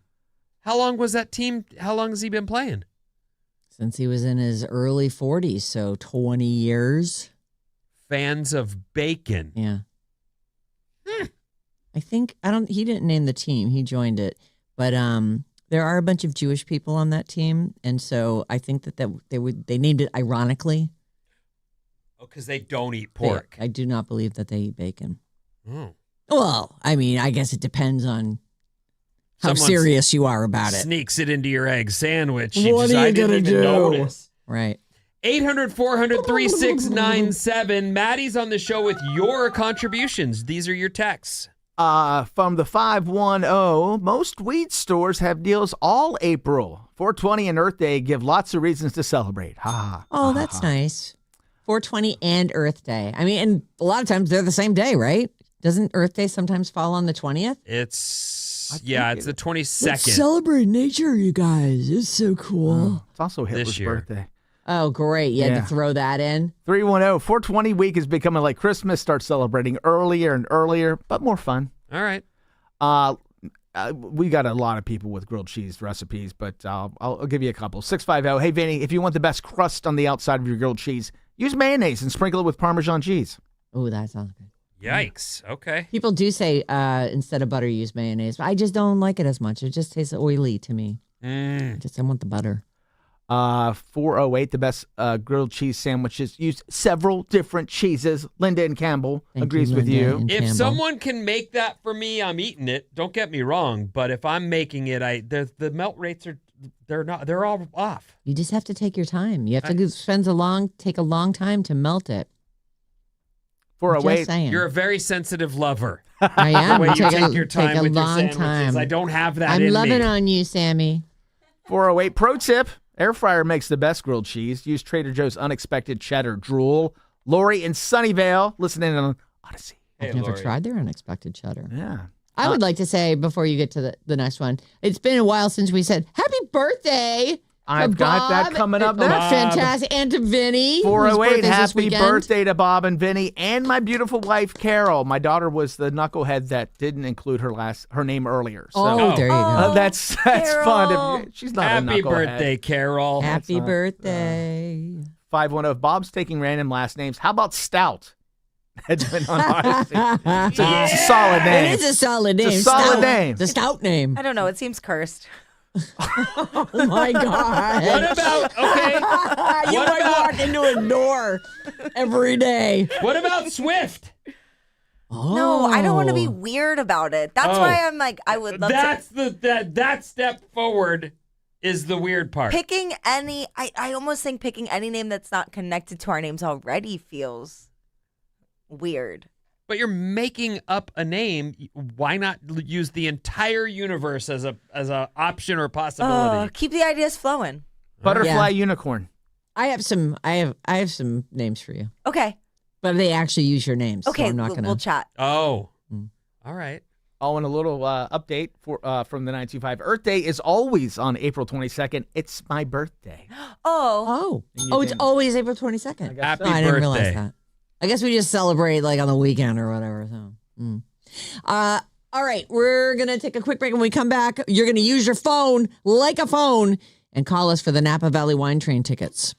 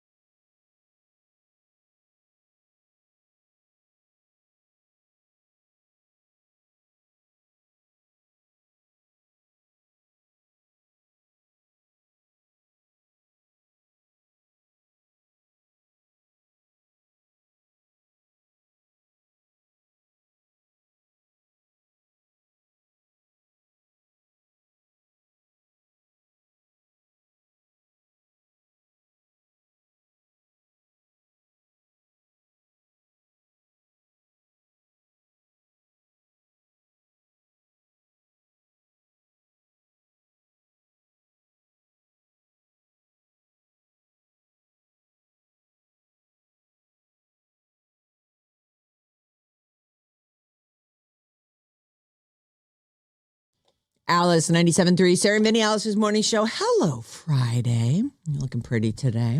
Hey, Friday. Yeah. Welcome. You're always welcome here, Friday. Just walk on in any old time. Okay, let's do the Napa Valley Wine Train. This is very exciting. Right now, be caller number 9, 800-400-3697. That will get you a pair of tickets to the Napa Valley Wine Train Gourmet Express lunch or dinner. You get to choose. Are we going to go midday? Will we go a little later in the day? It's all courtesy of the Napa Valley Wine Train. Caller number 9 right now, 800-400-3697. Creative Energy is our sponsor this hour. April is Spring Savings Month at Creative Energy. I do love my hot tub. Mm-hmm. Don't miss the endless pool sale that's going on now through the 14th. Stop by Creative Energy and check it out. Upgrade your home today. You can start at creativeenergy.com. We are always available. Right now, you should be calling us, trying to get those Napa Valley Wine Train tickets, 800-400-3697. But that's our text line, too. And if you want to send photos or videos or really do a deep dive, you want to send an email to sarahandvinny@odyssey.com. Our text machine splits your texts up in a way that makes them, if they're long, we can't read them. Right. We can't find them. They just appear as little snippets. Okay, new in theaters. Let's see. I put all these trailers up at the Sarah and Vinnie Facebook page, so you can check them out there. The first one is You, Me, and Tuscany. It's rated PG-13, and it's a romantic comedy starring Halle Bailey, not Halle Berry, as an American who flies. I always mix her up. I was like, oh, Halle Berry movie. No. This is the one with Reggae Jean Page. It is. I saw that this morning, and my eyes see Halle Berry. Hang on. No, you're probably right. I'm saying my eyes see Halle Berry no matter what. Hold on. I'm going to look at the picture here. Halle Bailey is too close to Halle Berry. Yeah. It just is. It is Halle Bailey. I'm looking at I'm looking at it, and it's definitely not Halle Berry. It's the girl who played the Little Mermaid in the remake. Yes. Understood. It's just their names are so close, and as I'm skimming through the news in the morning, there aren't that many Halles. And then there's the B, even a Y at the end. I saw that little blurb for 1 second, and as I was looking to my next thing, as we're getting ready in the morning, I thought, wow, that's fun. Like, she's an older, it's kind of Stella got her groove back, I guess, huh? Maybe. And then it turns out, no, not at all. Halle Berry's not there. It's Halle Bailey. Uh-huh. And she plays an American who flies to Italy to crash at a rich guy's abandoned villa. When the staff mistakes her for that guy's fiance, she's stuck playing the part for his mother, even as she falls for the cousin, Bridgerton's Reggae Jean Page. Oh, boy. That guy is worth the $15 movie ticket. The spoon licker. Oh, so good. God, that guy was hot. I think I'm going to go back and watch. I actually fell off this season of Bridgerton. I just don't care. And did you fall off it too? You never finished it either. No. I'm going to go back and watch that first season. That was a good season. It was. Also out today, rated R, Faces of Death. This is a remake that centers on the moderator of a YouTube-like website who stumbles upon a group recreating the murders from the original film and questions whether the deaths are real or fake. So for those of you who've never heard of it, the original Faces of Death was a supposed documentary. It came out in 1978. It became like urban legend, like it became lore. And had you seen it? And did you see the one scene? And oh my God, it's like it's a snuff film. Mm-hmm. It claimed to show the actual deaths of people and animals, but it turned out a lot of that was faked. I don't think all of it, but a lot of it. The cast of this new movie includes Dacre Montgomery. I'm sure I'm screwing up that first name. That is the guy who plays Max's older brother on Stranger Things. The guy who was possessed. Yes. And the who handsome guy who hit on the mom. All the moms were going crazy for him. And then Charlie XCX is in this movie. And also Barbie Ferreira from Euphoria. Is that a minor character on Euphoria? She was in the first season, and then she had disagreements about her character and wasn't asked back. I see. Which, honestly, she probably dodged a bullet because I don't know what the new season's going to be like. I think That's tough, though. It's not highly anticipated? It is highly anticipated, but that doesn't mean it's going to be good. That's true. It's weird when, like, I've always thought directors were in charge of what an actor how an actor portrayed a character. But as you sort of read about film and casting and stuff, you hire Johnny Depp, you got to let him do what he does. Like you got his name, and now you got to let him do his thing. I could see how someone would say, my character wouldn't do this, and how a director would say, no, your character does do that. It's on the page. Yeah. Do that. You have to do that. I'm directing you to do that. So there's obviously there's some violence in this. They actually say it's pretty disturbing. I opted not to watch the trailer. I didn't want to see anything that I was going to be continuing to see when I close my eyes. This is for Euphoria. No, this is for Faces of Death, which the person from Euphoria is starring in. Right. But I did put the trailer up. I thought about it, but I'm like, let people make their own decisions. Hey, I want to congratulate Donna from San Francisco. She was so sweet and so excited. She's been trying to get in all week long. So she wins tickets for the Napa Valley Wine Train. Thanks for everybody that called in, but Donna's the winner today. Fantastic. Way to go, Donna. Wow, I'm so excited for her. I'm just picturing Donna on the train with her friends, drinking wine, eating snacks. They give you a lot of food. When I looked it up, it's like multiple courses of food. Well, it is gourmet. How exciting. On TV this weekend, the second season premiere of Temptation Island, for those of you who are into these trashy little dating show things. I'm not. Me either. But I'm happy for you that you have it. Malcolm in the Middle, the revival is, I don't know how quickly they're going to drop these, or maybe they gave us our first 3 episodes or whatever, but Malcolm in the Middle, Life's Still Unfair is the name of this revival thing that Dewey opted out of. Malcolm is in it, though. Oh, yeah, everybody's in it except for the youngest kid. For Dewey. Yeah. What's the oldest kid's name? Perry. It doesn't matter. They've all grown up, and Reese, right?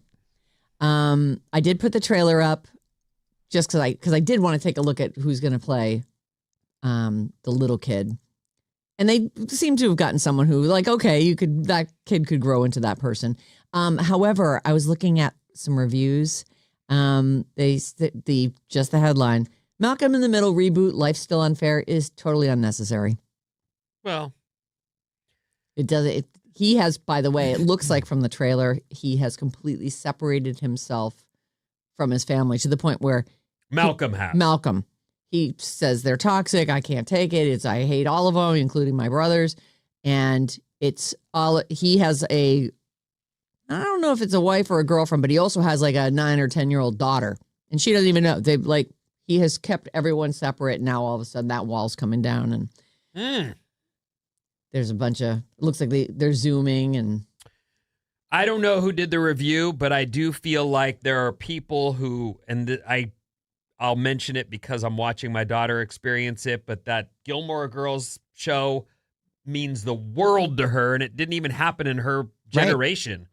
If you watched Malcolm in the Middle and you were a kid and you loved it, this show might be just what you wanted. I have to say, watching the trailer, I went, that looks like something I would watch. And Walter White, or not Walter White, Bryan Cranston. Thank you. He's the dad on that. And there's this scene where some lady is in there manscaping him. And I was actually laughing out loud as I just watched the trailer. I'll never understand the dude that gets someone to manscape him, but okay. Yeah. Well, for the sitcom, I think you go for that. No, there are people, though, who do that. Mm-hmm. Well, you got to have somebody to get your back hair. Oh, they were getting all his hairs. He put a leg right up and said, let's go get the shadow. So you're telling box. me you go to a place and have them what? I don't, but because I haven't gotten it bad, but it will get. I'm Italian. My dad was an ape. He was covered in hair. He had hair coming out of every place you could possibly imagine. I will get that. I will have my back taken care of. I don't want to have a bunch of back hair. It's gross. By the way, what is the Malcolm in the Middle on again? Like, where can we find that? Hulu. Okay, great. Did I not say that? No, you did, but I just wanted to. I needed Hulu, Malcolm in the Middle, Life's Still Unfair, which is, if you know that show, I think that's what the theme song says. Have you been watching The Pit? I haven't. What do you think? Oh, it's great. Are you on? Have you caught up yet? I'm not caught up, no, but I learned the craziest thing yesterday. Mel, Yes. one of the The doctors. sweetest, cutest girl in the She's world. a little I love autistic. her. She's adorable. She's Bryan Cranston's daughter. No. Oh, in real life. Yes, in real life. I didn't know that. I can't believe I hadn't heard it before. Rave about that show. Oh, I don't you should watch watch a it. lot of like medical procedure. Maddie said it's ER the best stuff. show on TV. I think it's the best thing on TV right And aren't now. there several seasons already? No, No. it's on season 2, and it is this season is going places. Like I'm just like every episode. I'm like, oh my gosh, Yeah, what's happened? we Oh have my to gosh, watch I If that. you can't. don't like doctor stuff, you won't like it. I Though. do like But doctor if you stuff. like it, Yeah. there's no way you won't like it. It's excellent. Okay. Yeah, and according to doctors and nurses, very, very realistic. Oh, Yeah. tonight on HBO Max, the streaming premiere of Christy. That's the Sydney Sweeney movie. She was playing Christy Martin, who became one of the best-known female boxers before her husband tried to murder her. So that was in theaters for A minute. a minute, and they expected her to get all kinds of nominations. Yes, Vinny, your hand is up. Who's Kim Novak? Kim Novak is an old-timey actress. Have you seen this story yet? Has it come across your No. desk? What are you at? Sydney Sweeney got cast to play Kim Novak in something. I don't know what. But as I'm reading I'm thinking, first of all, Kim Novak, I don't know who you are. Secondly, the ungrateful public. It's shameful the way she's talking about Sydney Sweeney is not fit to play me. They miscast the person Kim playing. Novak is saying. Yeah, the old lady, Kim Novak. She's 93. Is saying this is not a person who should be playing her. And I'm thinking, Be glad someone's Well, playing did you you. hear the reason why? One of the reasons why? no, I She's don't. too busty. So, what? Oh, Yeah. Was Kim Novak famously flat? I don't know, but that was like 'Cause one of that the- would What be did she bad do? casting. Like, I don't know. if you don't know, then No, I hadn't heard that. Vertigo is like the big movie that people would know her from. okay. Oh, so Kim Novak. Kim Novak, yes. Vertigo. That's- what about it's the a- birds? Is she in No, the no, birds? that's- Fuck, she- no.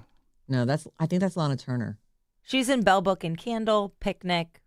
But yeah, Vertigo's her big one. Okay. I just was surprised to hear. Like, it seemed really. Talk about attacking another woman who's just said, "Yeah, I'll take that job." Yeah. That's all she did. It's a job. I'll take that gig. Yeah. Thank you for asking me. She's not fit to play me because her cans are too big. Right. Yeah. Maybe she doesn't like her politics. Supposedly her and Zendaya are in a big beef too. Who knows? Sydney is I don't know. Controversial, clearly. Yikes. Friday tonight on Apple TV, Outcome. This actually looks cute. I watched the trailer for this. It looks good. Outcome, a dark comedy starring Keanu Reeves as a beloved Hollywood star trying to figure out who's blackmailing him with the threat of a video that would ruin his image and career. Oh. Cameron Diaz is in this, Matt Bomer, Jonah Hill. They're like the friends who are supporting him. So if you love Keanu, and I do, you might want to watch that. He's got this weird sense of humor that I've always enjoyed. Saturday Night Live, Coleman Domingo is your host. If you don't know who that is, look him up. He's been in a ton of stuff. He's hosting Saturday Night Live, and Anita, Anitta, is the music guest. And the third season premiere of Euphoria is this weekend. It's on Sunday. I put the trailer for that up too. So there's that. All right. Wednesday, season 3 adds Lena Headey, or Hetty, whatever, Cersei Lannister from Game of Thrones. Mm-hmm. Andrew McCarthy, one of the Rat Pack, and a guy by the name of James Lance, who you would know as the reporter in Ted Lasso. The guy from the long hair. Independent, maybe? Yeah, or- the guy with the dark long hair. Yes. All three of them have been added to the cast for season 3, Wednesday. I'm just glad to hear they're working on it and it's being cast, and let's get that thing on the air. For Wednesday. For Wednesday. So Wednesday, the show Wednesday. have Yes. we heard if this Ted Lasso reboot is happening? I heard it was happening, and then I haven't heard a word since. I'm with you. Oh, okay. I heard that they were doing more, and then I did not hear another thing ever. Are you searching for Ted Lasso? Says it's expected summer of 2026, Oh. season 4. According to Googie. Wow. Thanks, Googie. That's exciting. Well, we should start seeing stuff from that Yeah, seeing. anytime now. Natasha Lyonne. Yeah. So Oh. I only know her from stories about her. I think I saw American Pie at some point, but I wasn't like, they say it's a cult classic, but I saw it one time and I didn't need to join the cult. You didn't watch any Orange is the New Black? I did see some Orange is the New Black. I just, like maybe the first 5 or 6 episodes of the whole show, so I don't know that I saw her. And then she had a show about being like a poker player. Poker Face. It's popular. It's Okay. It's an ongoing show. Yeah. So I think she's losing it. What do you mean? Well, She's a drug addict. she was sober 10 years and had a relapse, and she came out with that, and now Yeah. And now what? She's just got thrown off a flight. Come over here and look. I want you to watch this video. It's great. Her career has been red hot the past couple of years too, so it sucks. Okay, so here she is on the red carpet. She's in Euphoria, but this is what she's wearing: a see-through, completely sheer see-through top, like a weird unbuttoned. It kind of looks like one of those girdle pieces that you might wear. It's just, and she is acting strangely on the red carpet, but maybe she's just trying to, be controversial, whatever. That's just one outfit that she's wearing. Here's the story. Do you want more? What are you doing? No, I didn't know if you were about to show me another picture or not. She was kicked off a Delta flight. They say for exhibiting abnormal behavior. She wrote on Twitter yesterday, "My heart is with the unpaid TSA agents at our airports. Sure was looking forward to speaking honestly with Drew Barrymore yesterday, but guess wasn't in the cards." So she got taken off this flight, so she missed her. So she was headed missed to her do the window. Drew Barrymore show. Apparently. She also gave a shout out to Page 6 after they broke the news. So here's the deal. She's on this flight, and they say she seemed completely out of it. She was in a first class seat. When the flight attendant said, "Please close your laptop and fasten your seatbelt for takeoff," she didn't respond. According to eyewitnesses, numerous flight attendants repeatedly tried to get the star to follow their commands, and she seemed to be dozing behind her sunglasses, even startling at one point and saying, "You scared me." Her laptop was eventually taken out of her hands, and the plane did taxi to the runway, but then later turned back around to the gate. To get rid of her. Yes. A Delta staffer asked her if she needed medical attention and told her, "You're going to need to get off the plane." She was asking, "Where are we? Where are we?" And was told, "We're still on the ground in LA and we're not going anywhere until you're going to have to get off the plane." She then calmly headed to the bathroom and emerged eating a bag of pretzels. And eventually she did, without a fight, she got off the plane. There was nothing physical. She was just completely out of it. The captain told the crowded flight after the plane had been delayed over an hour, "We have a passenger who, for whatever reason, wouldn't follow some basic commands. We had a passenger who didn't seem up to the test tonight, so that's why they were asked to be booked on another flight." This is my pilot impersonation. Good job. "I do apologize for the inconvenience, but we'll get you to New York as quickly and safely as possible. Now sit back and really relax and enjoy the flight." Drew Barrymore's show is filmed in New York? Apparently.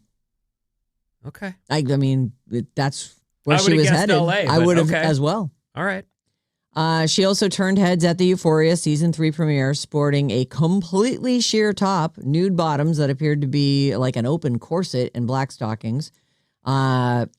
She is a guest star on the latest season, so Season 3 of Euphoria. I don't believe she's a recurring character.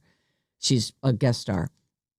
She openly battled drug and alcohol addictions in the mid-2000s. She did admit recently that she'd relapsed after 10 years of sobriety, but last month she said she was doing a whole lot better, back on her feet. Want to thank our recovery communities and the fans who stood by and were so supportive, she wrote on Twitter, "Aiming to keep the journey somehow private, but look forward to sharing my experience, strength, and hope as makes sense. My heart is with everyone ever going through it." So there you go. A little story about Sorry to Natasha see Lyonne. that. That's I know. unfortunate. It does appear to be a problem. Like Yeah. There's no miscommunication here. She's Right.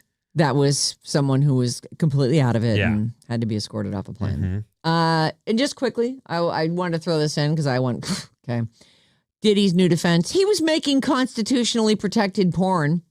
Diddy's lawyers are trying this as a strategy to get him released from prison. He says he wasn't committing sex crimes. He was making amateur pornography.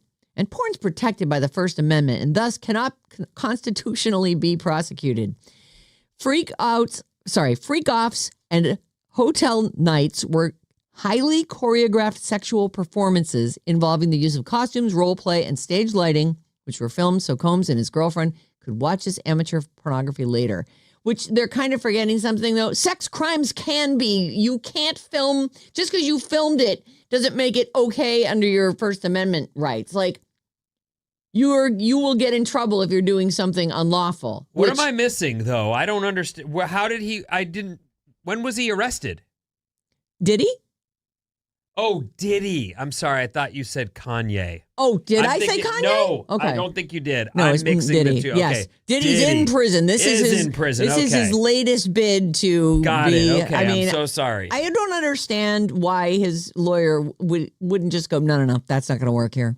If the people were trafficked and if anyone was drugged without their consent. He's cashing checks. So, all right. You want to try that? There you go. I'll do it. He's been locked up since October on a 50-month sentence. 50 months.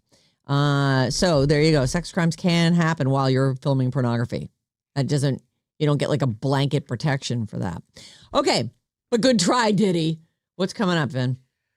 Well, the dramatic grand finale of something we've all enjoyed is coming up later today, and more after these.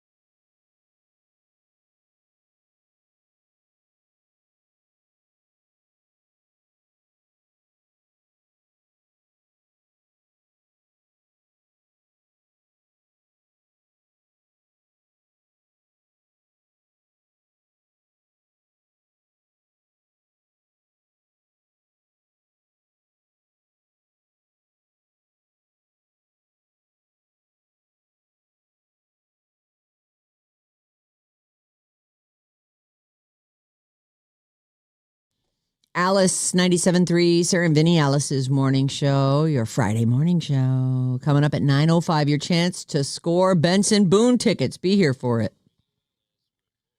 What's up, everyone? This House Report is brought to you by Bob's Movie Club. 6 a.m. Thursday, join Sarah and Vinnie for Bob's Movie Club. This time around, the movie is The Notebook, starring Ryan Gosling. Get yourself caught up. Join us Thursday. That's this after the weekend, this Thursday? Yep. Oh, I thought we usually had 2 weeks to watch. No, we do. We review one, then she gives us our assignment, and then the week after we do it again. I gave you 2 weeks for Project Hail Mary because people had to make it to the theater. Got it. Okay.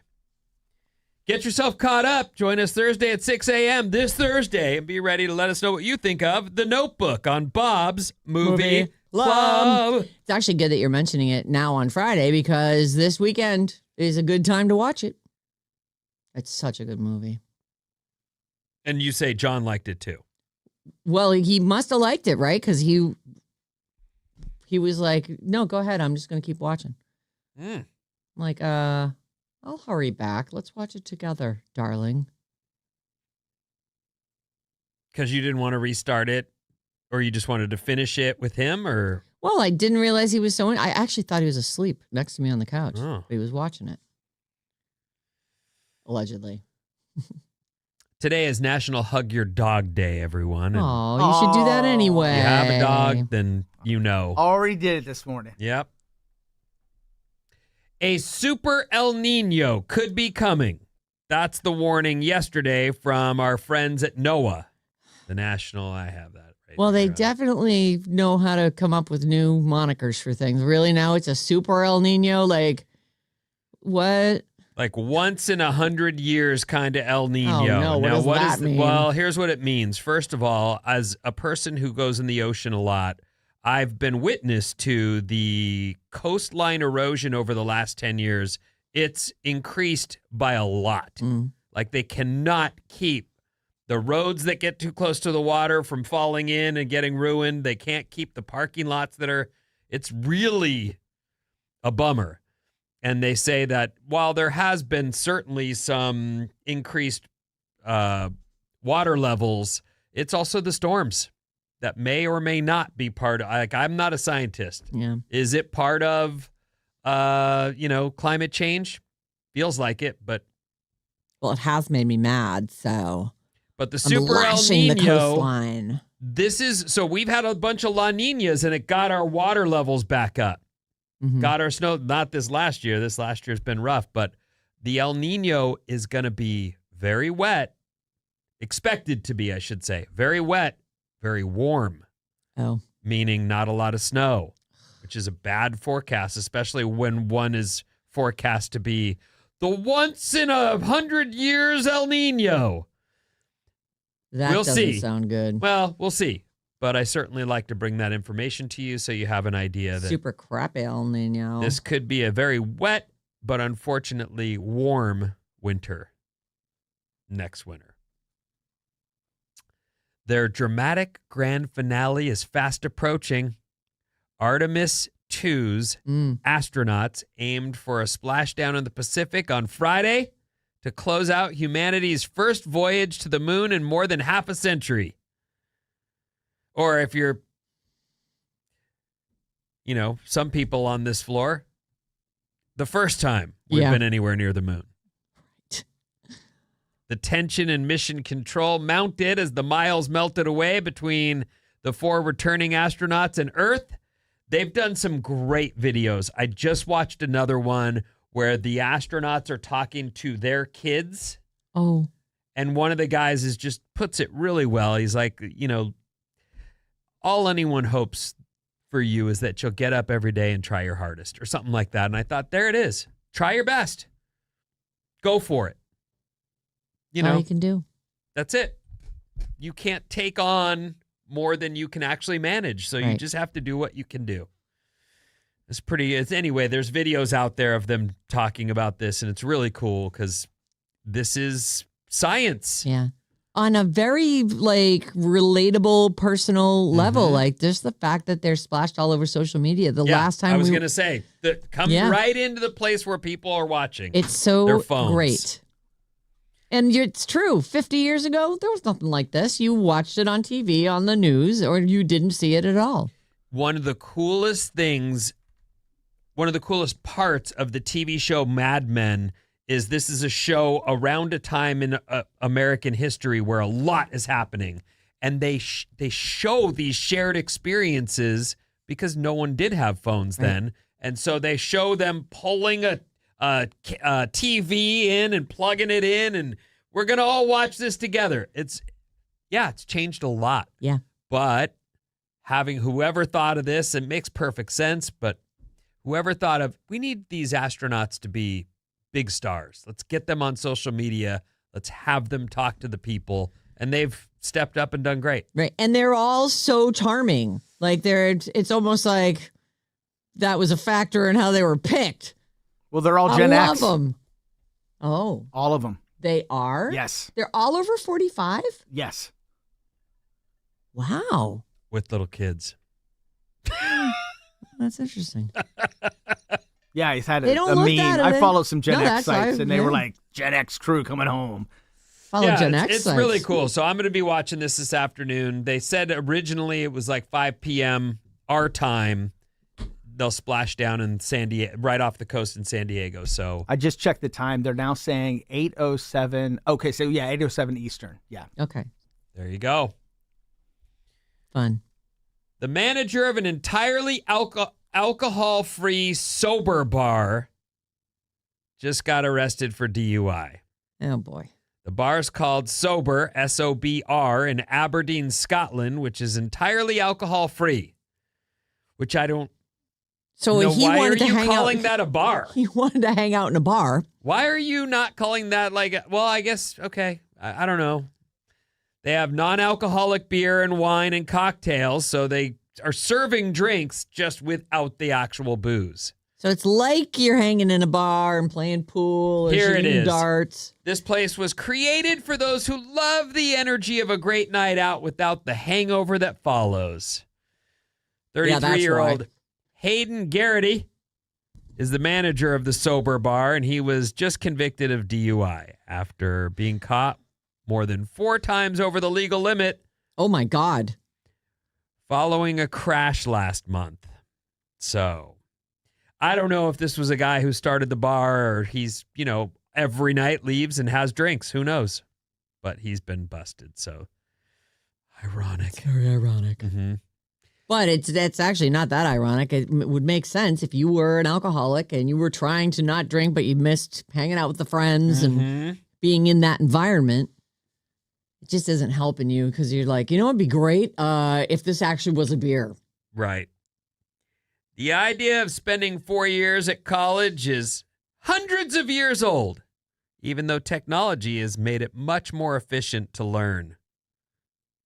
I do think, this is just my opinion, I didn't get to do the 4 years, partly because I didn't pay attention in high school and didn't pull grades.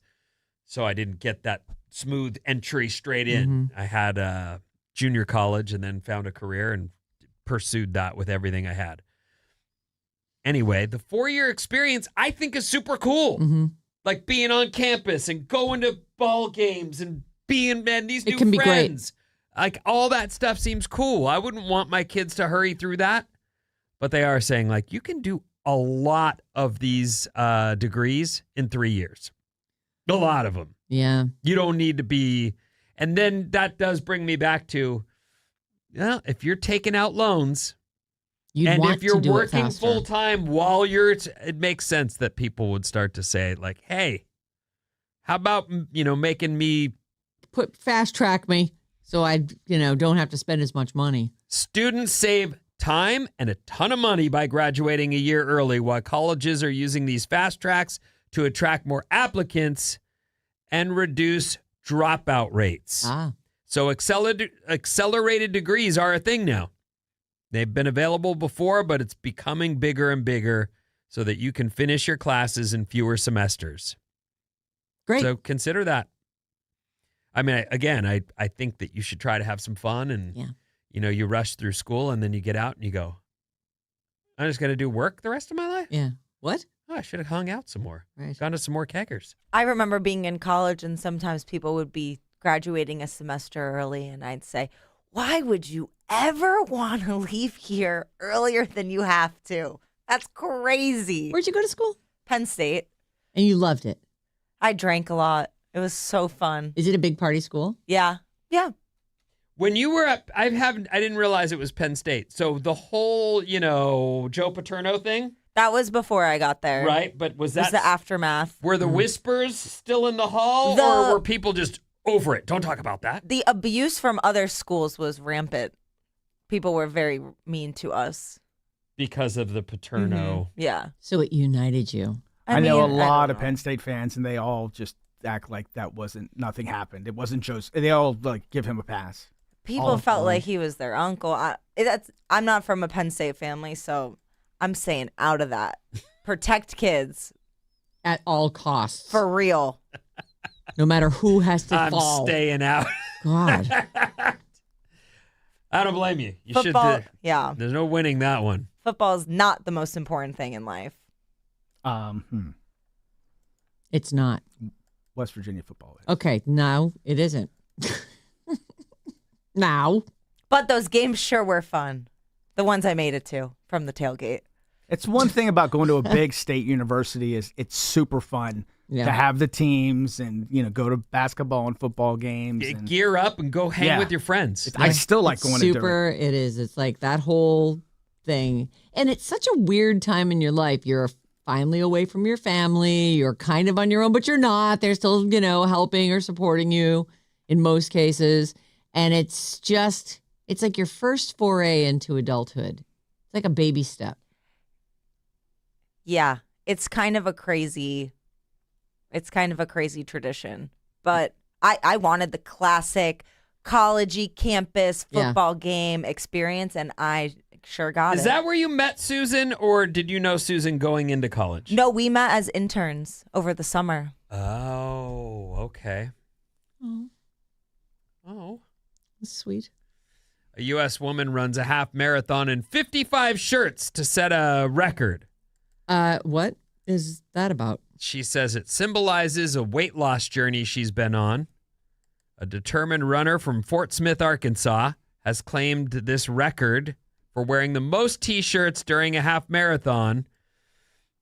Oh, Okay. And I certainly believe in staying healthy and doing what you can to take care of yourself. So she did that, and I guess she gets into the Guinness Book.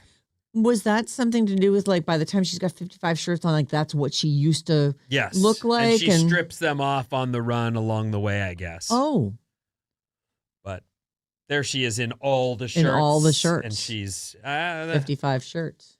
it would be hot. It would be. That's a lot. You do get pretty damn sweaty. That's one of my favorite bits from Friends is it Chandler that puts on all Joey's? No, Joey puts on all Chandler's clothes. You and, take my essence. I'm wearing everything you own. And How no- is that opposite? and no underwear. Doesn't he say that? And I'm going commando. Gee, I hope I don't do some lunges. See? Oh, it's fun. It is fun. A South Carolina boutique owner arrested again for the 15th time in 2026 after customer complaints.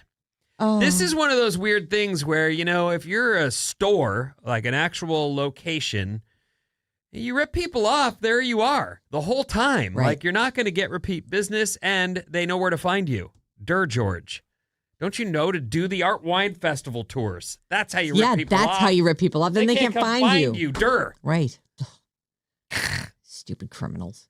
Pamela Brooke Schrontz. Schroncy. Pamela Brooke Schroncy was arrested in Greenville County.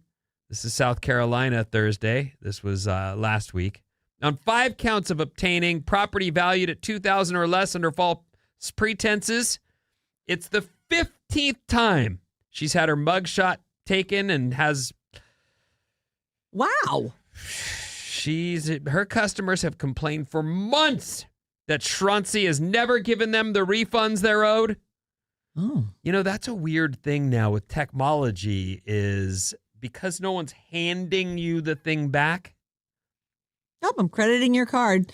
Oops, I debited it. The other day I sold a surfboard to a guy. Yeah. And he comes up to me and he goes, I'll take it. You got Venmo? And I go, no, I don't. I go, my wife has Venmo though. So let me have you. And I called her and I said, hey, can you tell me your Venmo? She tells me. I hang up with her and I tell him. And then I'm all right, Holmes. High five. And I drive away and I'm like, oh, I didn't even check to see if he sent the money or he did send the money. But I'm saying like these new technologies, you don't get money handed back to you or even put in your hand. Right. It's just numbers on someone's screen. Why do you not have Venmo? Because I have PayPal. And Yeah, but PayPal's Venmo is handy. Like, well, yeah. in the end, people have it, and you should just get it. I got Zelle recently. I'm like, I got okay, Cash App. fine. Zelle works good. I actually have to use Zelle for one thing, and it works. And so I've been using that. But I got no Venmo. I don't want to. I don't blame you. But for the record, now my wife has my money. Our money, honey. Honey. Our text number is 800-400-3697. Maddie's on the show. Just to kick things off, happy birthday, Bob and Vinny. Yes, Oh, Bob. happy Big birthday, day. Bob and Vinny. Big celebration day. Bob hasn't opened up her card yet. I know. Do you want me to open up on air? You don't have to. I just thought it was funny. Like, I would never leave a card unopened. I'm like, oh, let me immediately open that up. I can't even tell. Is this for me? Yeah. Oh yeah, that's Oh, for you. am I supposed to says open Vin. it? Yeah, Oh, okay. open your cards, you guys. All right, well, take it easy. That's so funny. All I right. didn't know. I don't want to be all, getting ahead of myself and having you feel weird. Oh, she had to touch money. My card's been contaminated by cash. Dirty ass cat. Oh, it's a Barbie card. There's a adorable blonde on the cover. That's me and you on the cover, Vin. Two friends who are just weird enough to match up perfectly. Yep. Aww. Thank you, guys. That's very nice. Thank you. From the 707, the Artemis crew has been a wonderful break from the S show news. Thank you, crew. It has been a very nice break from the news. You know, It the has been news uniting. is one of those things that you hope to not have to avoid just to get to sleep at night. And yet. know. 925, I thought this was from Marcy, but it's not. It's from Lana in Sacramento. Why would they go all the way out there and not land? That proves that the landing is fake because they can't land on the moon. What the? Yeah. Okay. You know what? Don't bother. Some people are beyond saving. All right. All the way out. What the? I don't know. 415, every school is a party school. It's up to the students to figure out their limits, and parents pray. Chico. Oh, Chico. Oh, Chico. Um, you know about Chico? I think it came up once before, but no. Yeah. Chico's known as a party school. Oh, You know okay. those places that there used to be a list. The Playboy, West Virginia and Chico used to swap number one year after biggest year. party schools of the nation. I dated a lady that went to Chico, and so I went back to Chico with her a few times and was like, okay, these people rage. Yeah. They go hard. Chico. Uh-huh. And those are the people I ran the Beta Breakers with, and we pushed Oh. a freaking keg Yeah. on the run. Well- The Because whole way? the whole way. That's sick. Wasn't it the egg and you guys were all dressed as sperm? It was, yes. It Oh was my God. supposed to be the female. The and then ovum. we all had T-shirts with sperm on them. No way. And we just all ran around the keg. with your cup in case you ran out. Wow. It was a party. Yeah. And I was much younger, so I was able to run and drink and Have a great running. time. I feel inspired. I got it. I'm thinking about my Beta Breakers party right now. Oh, well, with the you guys did go big with the beer funnel thing. Right? The 3-story beer bong. Mm, What will we do this year? I don't know, but it better be good. We're going to take a quick break. When we come back, we've got Benson Boone tickets for you.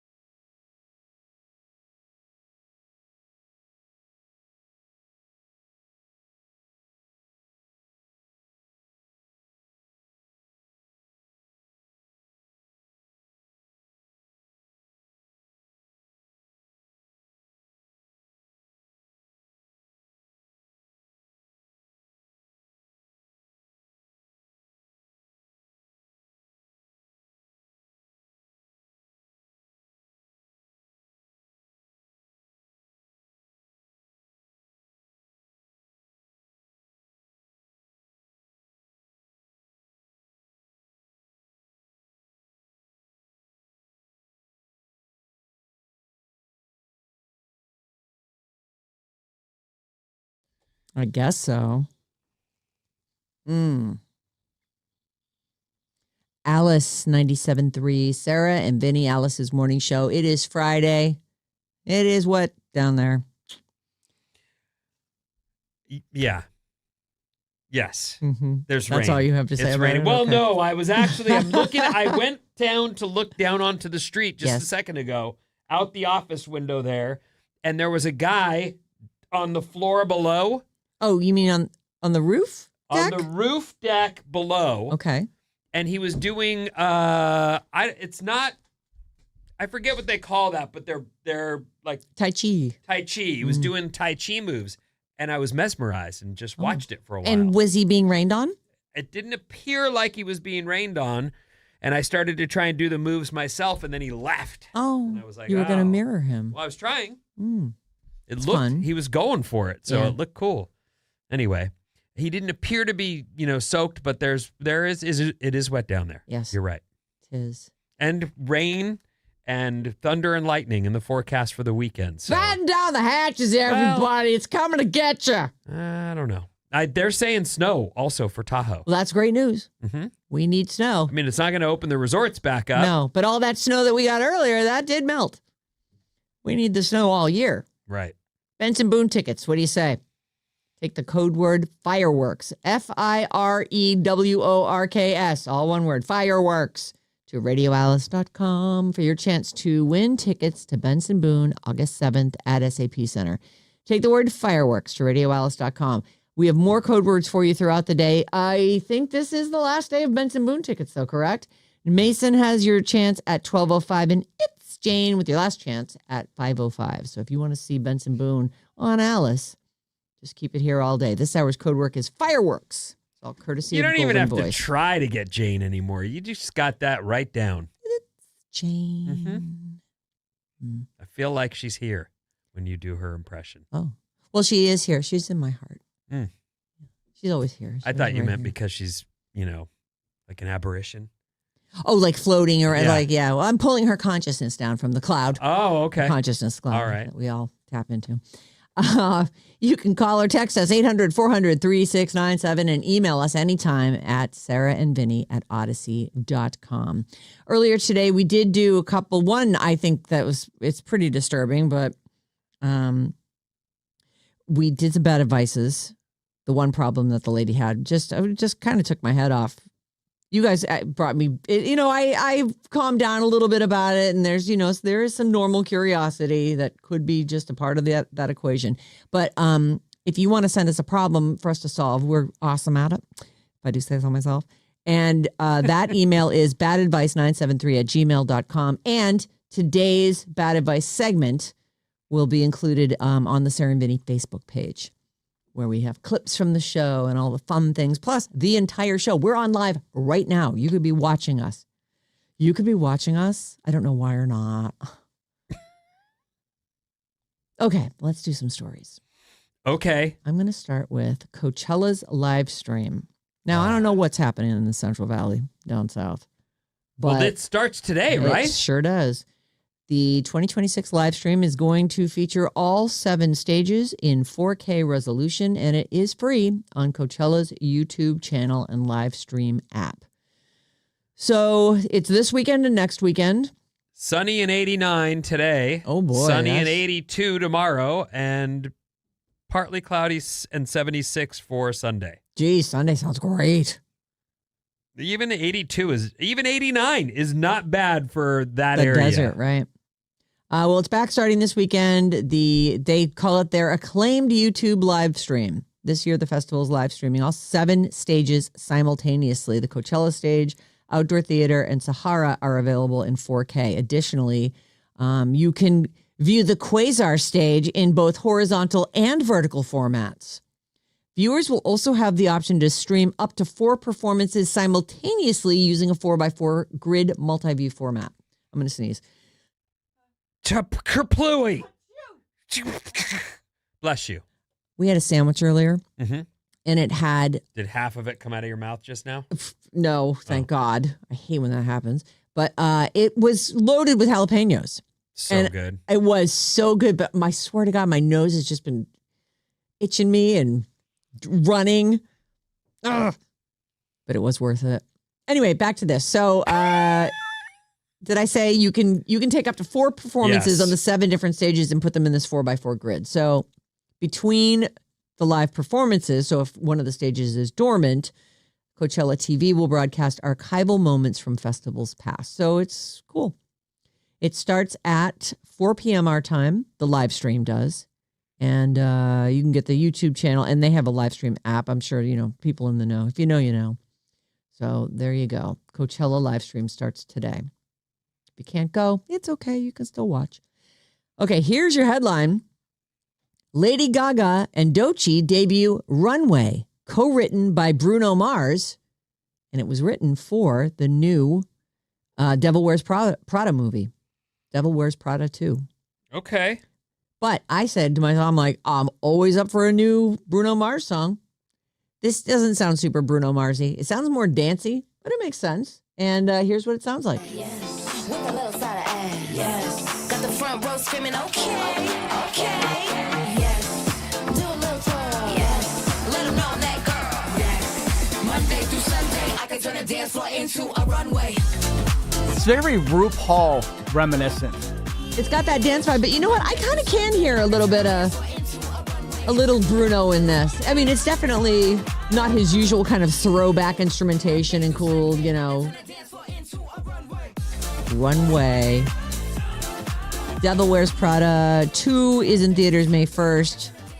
Gaga had canceled something, I want to say last week. She was having a respiratory issue, but she's supposed to wrap her big tour. It's been 2 years, her Mayhem Ball tour, and I think she's doing like a few nights in New York City. But there you go, Lady Gaga and Doechii, a new song from them written by Bruno Mars. And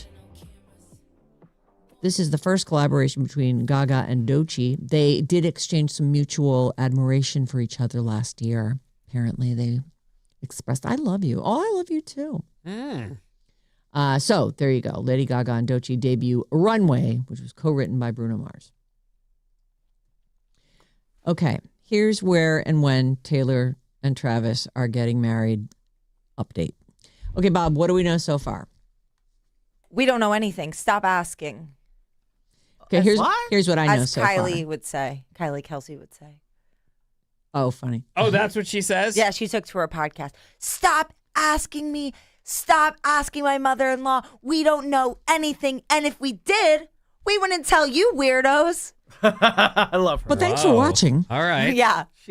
So what I thought I knew, if you'd asked me before I saw this story, I would have said Rhode Island, June 13th, her house in some fabulous ocean resort right nearby with about 150 people. That was the last I heard. Mm-hmm. And we even said at the time, this is absolute, utter speculation. She is clever. And I'll bet you that even if she was going to be having it in Rhode Island, she would be telling you that it's going to be somewhere else. Like, right. She would say, oh, yeah, we're definitely going to go for a big Kansas City. We're going to have 500 people. It's going to be this, going to be that, the other thing. So now, supposedly, we know this is from page6.com. All right. It is a tabloid. They have the same sources as everybody else. Here is the latest. Oh, I'm ready. They say the save the date mailers have gone out and the wedding is going down July 3rd in New York City. Huh. There is no That's word. cool. Yeah, sure. Dang, in New York City, huge. Oh, man, that would be really cool. There's no word on the actual venue. I want to say, didn't Jane? It's Jane. Yes, I went to Taylor's house in New York City where she served me cocktails. Didn't she say she went to her townhouse? Yeah, on You know Cornelia what? Street. On Cornelia Street. I never know with Jane if she's like, she'll tell you something and then later she'll be like, Oh, nah, I'm pretty sure I could say that. Okay. And if I can't, sorry, Jane. You know, I mean, I've gotten to the she point where she knows the name of the street. I don't want Jane to be mad at me. I'm just going to keep whatever I think I heard to myself. Yeah. Forget it. So she's got a place there. I'm sure she has places all over the place. All right. But through now, the rumors had placed the ceremony in Rhode Island. It's funny because they actually say here her house is right next door to this huge hotel, which seems like a weird place for someone as famous as Taylor Swift to buy a house. I don't know where she lives now in New York City because she. No, I'm talking about this is the house in Rhode Island. the Rhode Island Yeah, one, I don't yes. know anything about her place in New York. That seems like a weird place for her to have a house. The place In Rhode next to a Island? hotel on the beach in Rhode Island, it does seem like a weird place because as soon as everybody finds out, which they of course will, that Taylor Swift lives in that house, I'm booking I'm staying the whole summer in a room with a window that faces Taylor Swift's house so I can look out the window and just pine and wish I was friends with her. Yeah, she even writes songs about that house. I mean, people know it's hers. Oh yeah, what does she say about the house? It's called Holiday House. She wrote the next great American or the last great American dynasty is about the house and the people who lived there before. Is that the place where that dope had "I Love Taylor Swift" T-shirt? Yes. That guy. That was like a 4th of July a couple years back. I heart TS. I heart TS. Don't make fun of Tom Hiddleston. He's beautiful. No. I He's love. not. Yes, he He's is. not I attractive love Thank you, whatsoever. I love Thank him. you. I do not I understand. love him. Oh, speaking of people who are attractive, one thing. We weren't. No, we weren't. Loki. We can start now. Okay, so Ryan Gosling. Yes. I remember thinking to myself when I first saw The Notebook, which is our assignment for Bob's Movie Club this week. You have until this coming Thursday. That's when we'll talk about it. I remember really thinking that he was cute in that movie. And I'll be interested to hear what you guys think because I'm used to the way he looks now. And this is him 20 years ago. And it's interesting. Oh, you think he's cuter now? I will wait. I'll withhold my opinion until we Ooh. talk about it next week. I'll just be interested to hear what you guys think about kind of his looks in this. That is interesting. You know, when I look back at photos of myself at every age, I look so much younger than I believed myself to be. Right. You know, like a picture of me with a ciggy in my hand at like 14. Cool. What the? You know what I mean? Yes, totally. Being at Keggers even at 16 is like, are you kidding? That's what we were I was doing? a puke. Right. I'm 16. I'm at Keggers. You know, it's funny. The older I get, the younger I look in every photo. I'll look well, back at that's something right. that's only a few years old, and I'm like, oh, I probably still look like I did when I was 52. No, I look like a kid. There is a point where you get in my case, you kind of get your man body and your muscles start to fill out and you become a little More manly. more manly and a little fuller in the face. But then, and then I went dad bod all the way over and now I've got a very full face. You're all right. Don't worry. You're holding it together. You're still a dish. Mm. Is that a thing? You're just being nice. Go on. Next story. I'm still talking about this one. Oh, right. So it looks like they wanted a larger venue that could accommodate more people. And so they're going to make everybody. And listen, it's actually not it's not the easiest place to get to. So somewhere down in coastal Rhode Island, because I think that Providence does have a normal airport, but Providence is actually closer to where I grew up than Boston is. And it's harder to get a good flight into there. So flying into New York, there's 3 different, actually, and there's also private airports in New York too, which I'm sure a lot of her friends will fly privately in. I don't think she'll do it outdoors for one reason: helicopters and drones. It'll just be. Oh, so you're saying it's going to be in a I say that's what ballroom. makes New York makes more sense because you can kind of control more who can see the wedding, you know, and That's the a good paparazzi point. would all be on the outside as people come in, but they wouldn't be able to hover above them and send drones in. And I think if she did it outdoors, it'll just be a mess.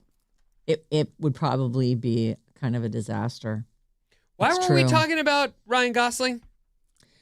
Because I don't remember why. Like we pulled off. It's to another- because Loki, you guys said Loki's not attractive. 'Cause And he's he not. and he is. And he's always reminded me of Ryan Gosling. Oh, okay. I What? thought you were starting another story, Nope. and I was sitting there going, Nope. "Wait a minute, we were on Ryan Gosling. We're back to that." Okay. Anyway, supposedly everything we know about the Taylor and Travis wedding is wrong. But then again, this could be absolute misdirection. Who the hell knows? And at some point they'll be married and then it'll be over and we'll all look at, for the next big event, which will be, of course, when will she be pregnant and Oh have a baby? no! The next big event. In fact, the only event I've got my eyes on. Oh, what is it? Dun, dun, dun. Oh, Your it's wedding. Bob's Oh. wedding. Your day. That's more like a Do-do-do-do-do-do. No, I mean, Dun, dun, dun. talk about priorities. What about the people in your own life that are getting married? No one cares about the people in our own life. We see them every day. You don't know Taylor Swift. What do you I care? want to. I'm sure we'd be the best of friends. Pink's going to host the Tony Awards. Pink is trying to launch a different career, isn't she? Here's your headline. Pink will host the Tony Awards. She will lead the June 7th ceremony at Radio City Music Hall, breaking from the tradition of having a Broadway performer as host. So there's not a whole lot more detail to this whole thing, but there she goes. She calls it the honor of a lifetime. She definitely. Did she already do the week with Kelly Clarkson's show? I believe she did. She has already done the whole week. Okay. Yeah. Yeah, it seems to me like she's looking for a steady gig close to home or And something. why not, right? Right. I can see her absolutely being a Broadway star if that's what she's looking to do. I mean, she's got that big, powerful voice, and I mean, I guess you'd have to be able to act. I'm going to squeeze a couple things in here really quick. Okay. I'll just give you the headlines. You can stop me if you Nom want. nom. It's not. It says, well, okay. Let's do it. Let's eat some headlines, shall we? Offset to Cardi B. I want DNA testing on your baby with Stephon Diggs. He thinks it might be his. Well, the math ain't mathin'. That's not good. She's already broken up with Stephon Diggs, but here's your next headline. Stephon Diggs attends Cardi B's concert 2 months after sparking breakup rumors. Relationship status, it's complicated. Well, she's a boomeranger if there ever was one, isn't she? Oh, my God. She let Offset come back 100 times. 100 times. And that, to me, I associate that with youth, but she seems to be living that lifestyle. Like, as a kid, I couldn't break up with Darcy. I tried a million times. Yeah, breaking up can be very hard to do. She kept coming back around. And you were a couple beers in. And exactly it. She would shake her boobs at you and you would follow like a puppy. Mm-hmm. And then we'd remind each other why we can't be together. And also why we can. Right. Okay, Vinny, I'm out of time. What do you have coming up in the post news? office makes the news, and we've got an update on what's happening this weekend. Ooh, after how these. exciting.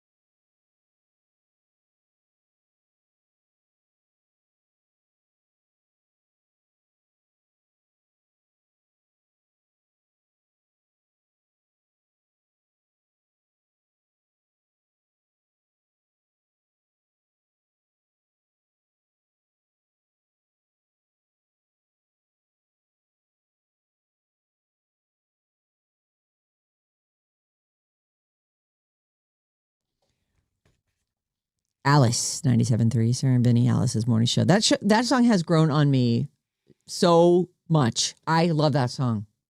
You take the man out of the... Good for him to be an actor and to Steve be able to... from Stranger Things. Joe. I love when he goes, Auntie Julia. I don't even know I didn't hear that part. Sing it. No. Okay. Watch video clips from the Sarah. Watch her shut me down on YouTube. That's our YouTube channel. Sarah and Vinnie all day. We're live right now. You could be watching this incredible show right now. Just go to youtube.com/@RadioAlice973 and remember to subscribe, please.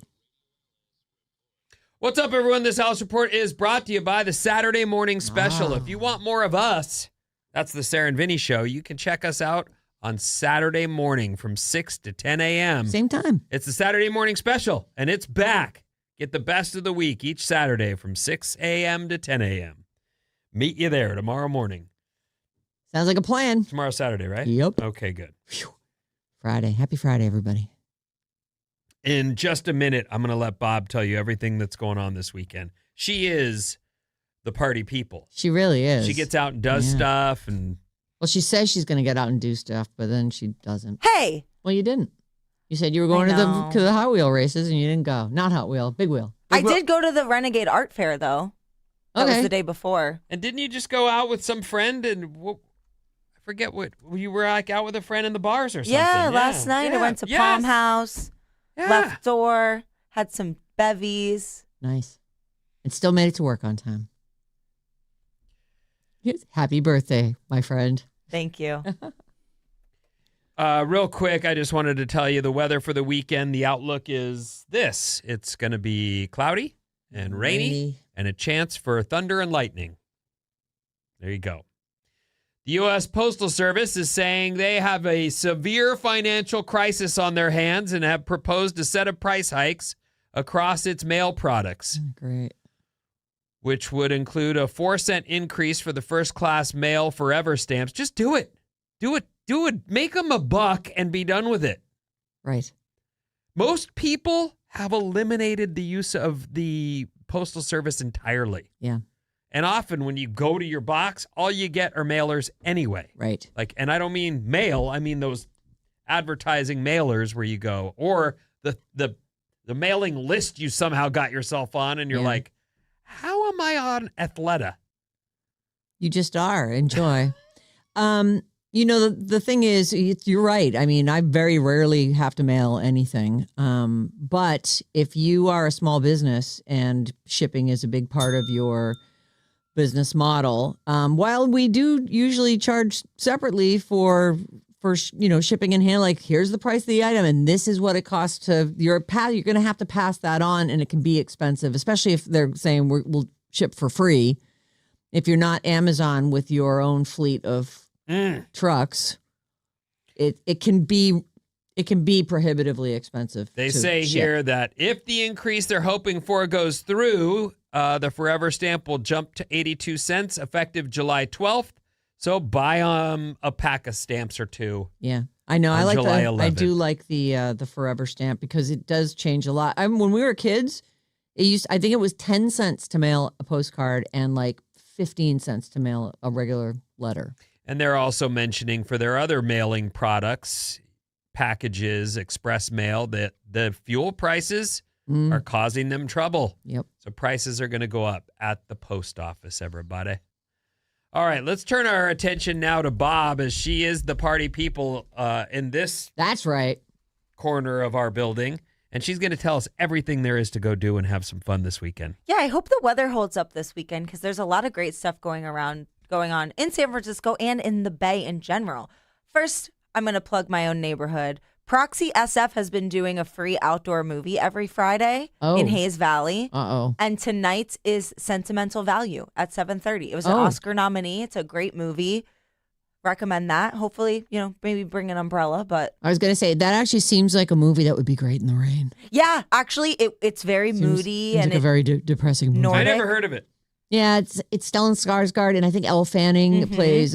He's like a screenwriter or something. Yes. And he's trying to reconnect with his daughters. Yeah. It's really good. Yeah, there were a bunch of nominations from it, but no, it does not look like a movie I would want to go see. No, it's definitely slow. You have to be interested in. Or sitting in the Characters. rain. And then Yeah. you're just like, this is like the perfect movie for sitting in the rain. So that's in Hayes Valley tonight. Tomorrow, the Cherry Blossom Festival starts this weekend. It's this weekend and next weekend in Japantown, 11 to 5, Saturday and Sunday. Oh. In Golden Gate Park, we've got Singing in the Park in Mother's Meadow, Saturday from 10:30 to 11:30. If you need some people to sing with. I thought that sounded fun and different. Yeah. Maddie, you should check that out. I would love to have a group of people singing at me. That sounds like the No, best you thing ever. sing with them. No. One more for SF. We've got the Family Bike Fest and Block Party tomorrow, 9 to 3. It's on Harrison Street between Cesar Chavez and Presida. This is a great family one, and it's free. It's such a bummer that it's raining this weekend. You know, you hear about all these fun things that people have planned, and then all of a sudden, hi, I'm here to spoil your party on the rain. We'll see. I don't believe it. Also, that it felt like summer kicked in early for a minute there, so it is hard to sort of go back. Driving in today, I thought we were done with the rain. I know.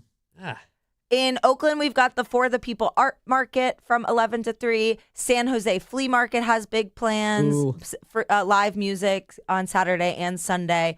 If you want to drive down, maybe the weather will be better down in Monterey. Whale Fest is going on. Whale Fest, do you know about this? I don't know anything about Whale Fest, but I do know that they've been migrating, and there are moments on my drive home where I've seen the spray from a whale and just stopped, pulled over, and I truly, they're like another next level animal, like just so incredible. They're gigantic, but they're gentle. They come around when we're surfing sometimes, and you just can't believe the size of them, but you're not even fretting the same way you would like an otter. Back off, Holmes. Really? Oh, God. They're frisky. Oh. Same with seals. They're a little frisky, too. They'll swoop right by your feet, and you don't know what's just past Lord. you. It's too much. And Go then- Whales. Go Whales. Go Whales. And then last one I've got for you on Sunday in Lafayette, there's a Contra Costa Vintage Market from 10 to 3. Oh, that sounds So fun. check that out. I love flea markets. Me too. Obviously, I'm biased on the activities I pick. I'm like, this stuff sounds fun to me. Hey, you know what? If you think it sounds good, the kids will think it sounds good. Thanks, Bob. All right, you want a game? No, let's play. Let's do some text. Oh, 800-400-3697. Maddie's got those for you. It helps when I turn my mic on Yeah. to do these. Hold on a second. We've got a little. Well, there we go. All right. Let's see. 707. Good morning, Alice family. Just wanted to say happy birthday, Bob and Vinny. Sending much love and big horse hugs to all of you. Linda in Santa Rosa. Oh, we love Linda. What's a horse hug? She does the Pony Express. It's like sort of therapeutic interaction with horses, and so she's and did you? I'm supposed to go. I'm probably going to go in 2 weeks and take Fred up on a Friday and just hang out and hang out with horse stuff horses and let Fred run around and have a good time on the farm. She's a cute girl. We met her. She came to the Third Love event that we were at. Oh, amazing. Yeah, and she's a longtime listener of the show, and I don't want to put words in your mouth, Linda, but it seems like you might be hot for Maddie. I'm just saying. Oh my gosh. Oh, Are you Maddie. shipping us? I am shipping you. I really like her. She's Okay. She's a cute girl. Maddie. We'll see what happens. Woman. She's a Lady. fully grown woman. Lady. 408. Happy birthday, Bob. Today is also my dog Odie's birthday. Oh, Odie. Happy birthday, Hope you Odie. have the best day. Tiana in San Jose. Maddie, let me ask you a question. I will answer it. When is the last time you slow danced with a lady? Oh. At my niece's wedding with my wife, my ex-wife, or separated wife. So that was this Estranged year. Wife. Yes, last year. Oh, late last year. Fall, I think. yeah. Okay. All right. When's the last time you slow danced with a lady? With a lady? Just kidding. A guy. Susan and I love to slow dance in the kitchen. Oh my God, I was just going to say that. Me and John slow dance in the kitchen all the time. Is that right? Yeah, we get a hug and I'll be like, Yeah. dancing to the. Plus, you have the music going sometimes. Other times, you don't have any music. It's fine. Works out great. When's the last time you slow danced with a woman? Well, as you know, Sarah, my usual go-to move is to twerk. Yeah. So that's my go-to dance. It's been a minute, but we do dance when we go do stuff. Sure, I'll dance. I can't say when. I don't know. Is it the Lady Gaga concert? No, it's been that was 20 years ago. The one you allegedly did dance at? We were like brand new when we went to that. No, we've danced since then. I think we got married. Oh, did you guys dance at your wedding? Oh. We did. Anyway. Ready for play? Yeah. All right. We're doing the birthdays today because it's a big birthday day. Oh. Bob. You Happy should have an birthday. advantage. You should know who was born on your birthday. Oh, that's true. Well, I did angle it toward the youth. So The Utes. So I'm Okay. not even going to give you an extra point. I think you can pull this one out. Also, happy birthday, Vinnie, whose birthday is on Sunday. We have to celebrate it all today. But you guys you're the best. Around. A pleasure to be here with you. You're a nice lady. Thank you so much. All right, here we go. And Bob, you're going first on this one. Whatever you say, my queen. Thank you. My subject. Sophia Carson, Ava on Pretty Little Liars, and Evie in Disney's Descendants. Sophia Carson, how old is she? I don't know this chick. Who at on all. Descendants? Evie. Or Evie. Evie? No idea. 32. 32 years old, you say. Vinny? 28. 28. 26. She's 33. That's a point for Bob. Surprise. How about Daisy Ridley, Rey in the new Star Wars movies? Oh, what a great character. Vinny, you're up first. How old is the chick who plays Rey? Daisy Ridley. 35. 35. 34. 34. 33. She is exactly 34 years old. Ooh. That's 2 points for Maddie, who pulls into the lead. On my no. birthday? Those points. How old is Maren Morris, the famous country singer? We were playing, Well, was it, why don't you just meet me in the Didn't middle? she say I'm boycotting country music and then has never been heard from again? Yeah, but she didn't really. I mean, she basically said, I don't want to run in those circles. I'll say 30. That'll do it. 35. 35. All right. I'm not sure which one she is. She went to Grammy camp with her son's daughter, with her She son. She went to Grammy camp Uh-huh. and went on to be successful. And the Grammy camp people, it's all they can talk about. But So your when boy you went to see- Grammy He camp did go too. to Grammy camp. So when we all went for the tour of Grammy camp, we must have heard Maren Morris's name 5,000 times that day. 37. 30. So Maddie says 35, and you say 37. 34. We should have gone 36. That's a point for Maddie and Bob because she's 36. You guys are 35 and 37. How about the little kid from The Sixth Sense who's gone on? I see him in a lot of stuff now. We're talking about Haley Joel Osment. These are the best you could do for my birthday? Well, they're like trying to get younger people. Didn't this guy get canceled with a racist tirade at some ski resort? Yes, but his apology was really good. It was an excellent So apology. it's all- I think it's I all remember good. that. Yeah. His house burned down in the fires. He's going through it. We're letting it slide. Okay. I forgot about all that letting it slide stuff. I forgot all about it. All I know is the kid from The Sixth Sense. How old is he? And I think it is it Bob's turn again? No, it's Vinny first. Oh, fudge. He is 37. 37. What do you think, Maddie? I'll say 40. 40. 39. He's 38. That's a point for Vinny and Bob. We are currently at Maddie and Bob tied 3-3, and Vinny with 1. How about Mandy Moore? Rebecca on This Is Us. She's also the voice of Rapunzel in Disney's Tangled, which you Who? may have seen. Mandy Moore. Did you? No, I'm saying Vinny said who?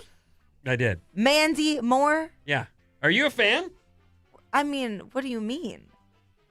Do you like her? That's different than knowing who she is. I mean, what do you mean? All right. Mandy Moore is 40. 40. Was I supposed to guess? You have now, so that's Okay. what we're going with. I'll say 43. 43. 44. She's 42. That is a point for Maddie. I know. It's four for Maddie, 3 for Bob, 1 for Vinny. And this will be, I have a few more, but I feel like this is the right number. Mandy Moore's in an excellent San Francisco movie, Vinny, Oh, yeah? What that is you've it? probably never seen. The Princess Diaries. Oh, I've seen that. I have not seen that. Are you sure? Oh, that's a Didn't good we? one. Isn't that what we interviewed Anne Hathaway? We and- did interview Anne Hathaway, and at that time, if you remember, I was a million times more excited to speak with Gary Marshall. Yes. And didn't really. She just sat there. Well, she was quiet and she was polite, but I didn't know that she was going to go on to become a huge Hollywood star and last this long. I know. She's big. 4 movies this year. Anne Hathaway? Yeah. Oh. Well, the only one I know about is Devil Wears Prada 2. And Mother's something. Oh, Mother something. I love Mother Something. And is she? I forget the other ones. Doesn't but matter, It's but 4. I believe you. She does work. Yeah. All right. This is the final one. Bob, you're first. David Harbour. Jim Hopper on Stranger Things. Ugh. Too old to be acting like a fool. That's for sure. 48. What do you think, Vin? David Harbour. 55. 55. I'll say 52. He is 51. That's another point for Maddie, and it seals the deal. Maddie's on the show, you guys. The only one not celebrating a birthday today decides to poop on the ones who are. Thanks a lot, Yeah, Maddie. Maddie. Why don't you go whack your head against a door? Happy birthday, you two. Listen hard. Woo! Happy birthday. Woo! Because that guy is CT scan. My brain ain't working no more. Goodbye. Have a great weekend. Keep it here on Alice all the live long day. We have your chance to win Benson Boone tickets. Mason has you at 12:05. It's Jane at 5:05. And don't forget the Saturday morning special tomorrow. And we'll see you back here on Monday. Thank you.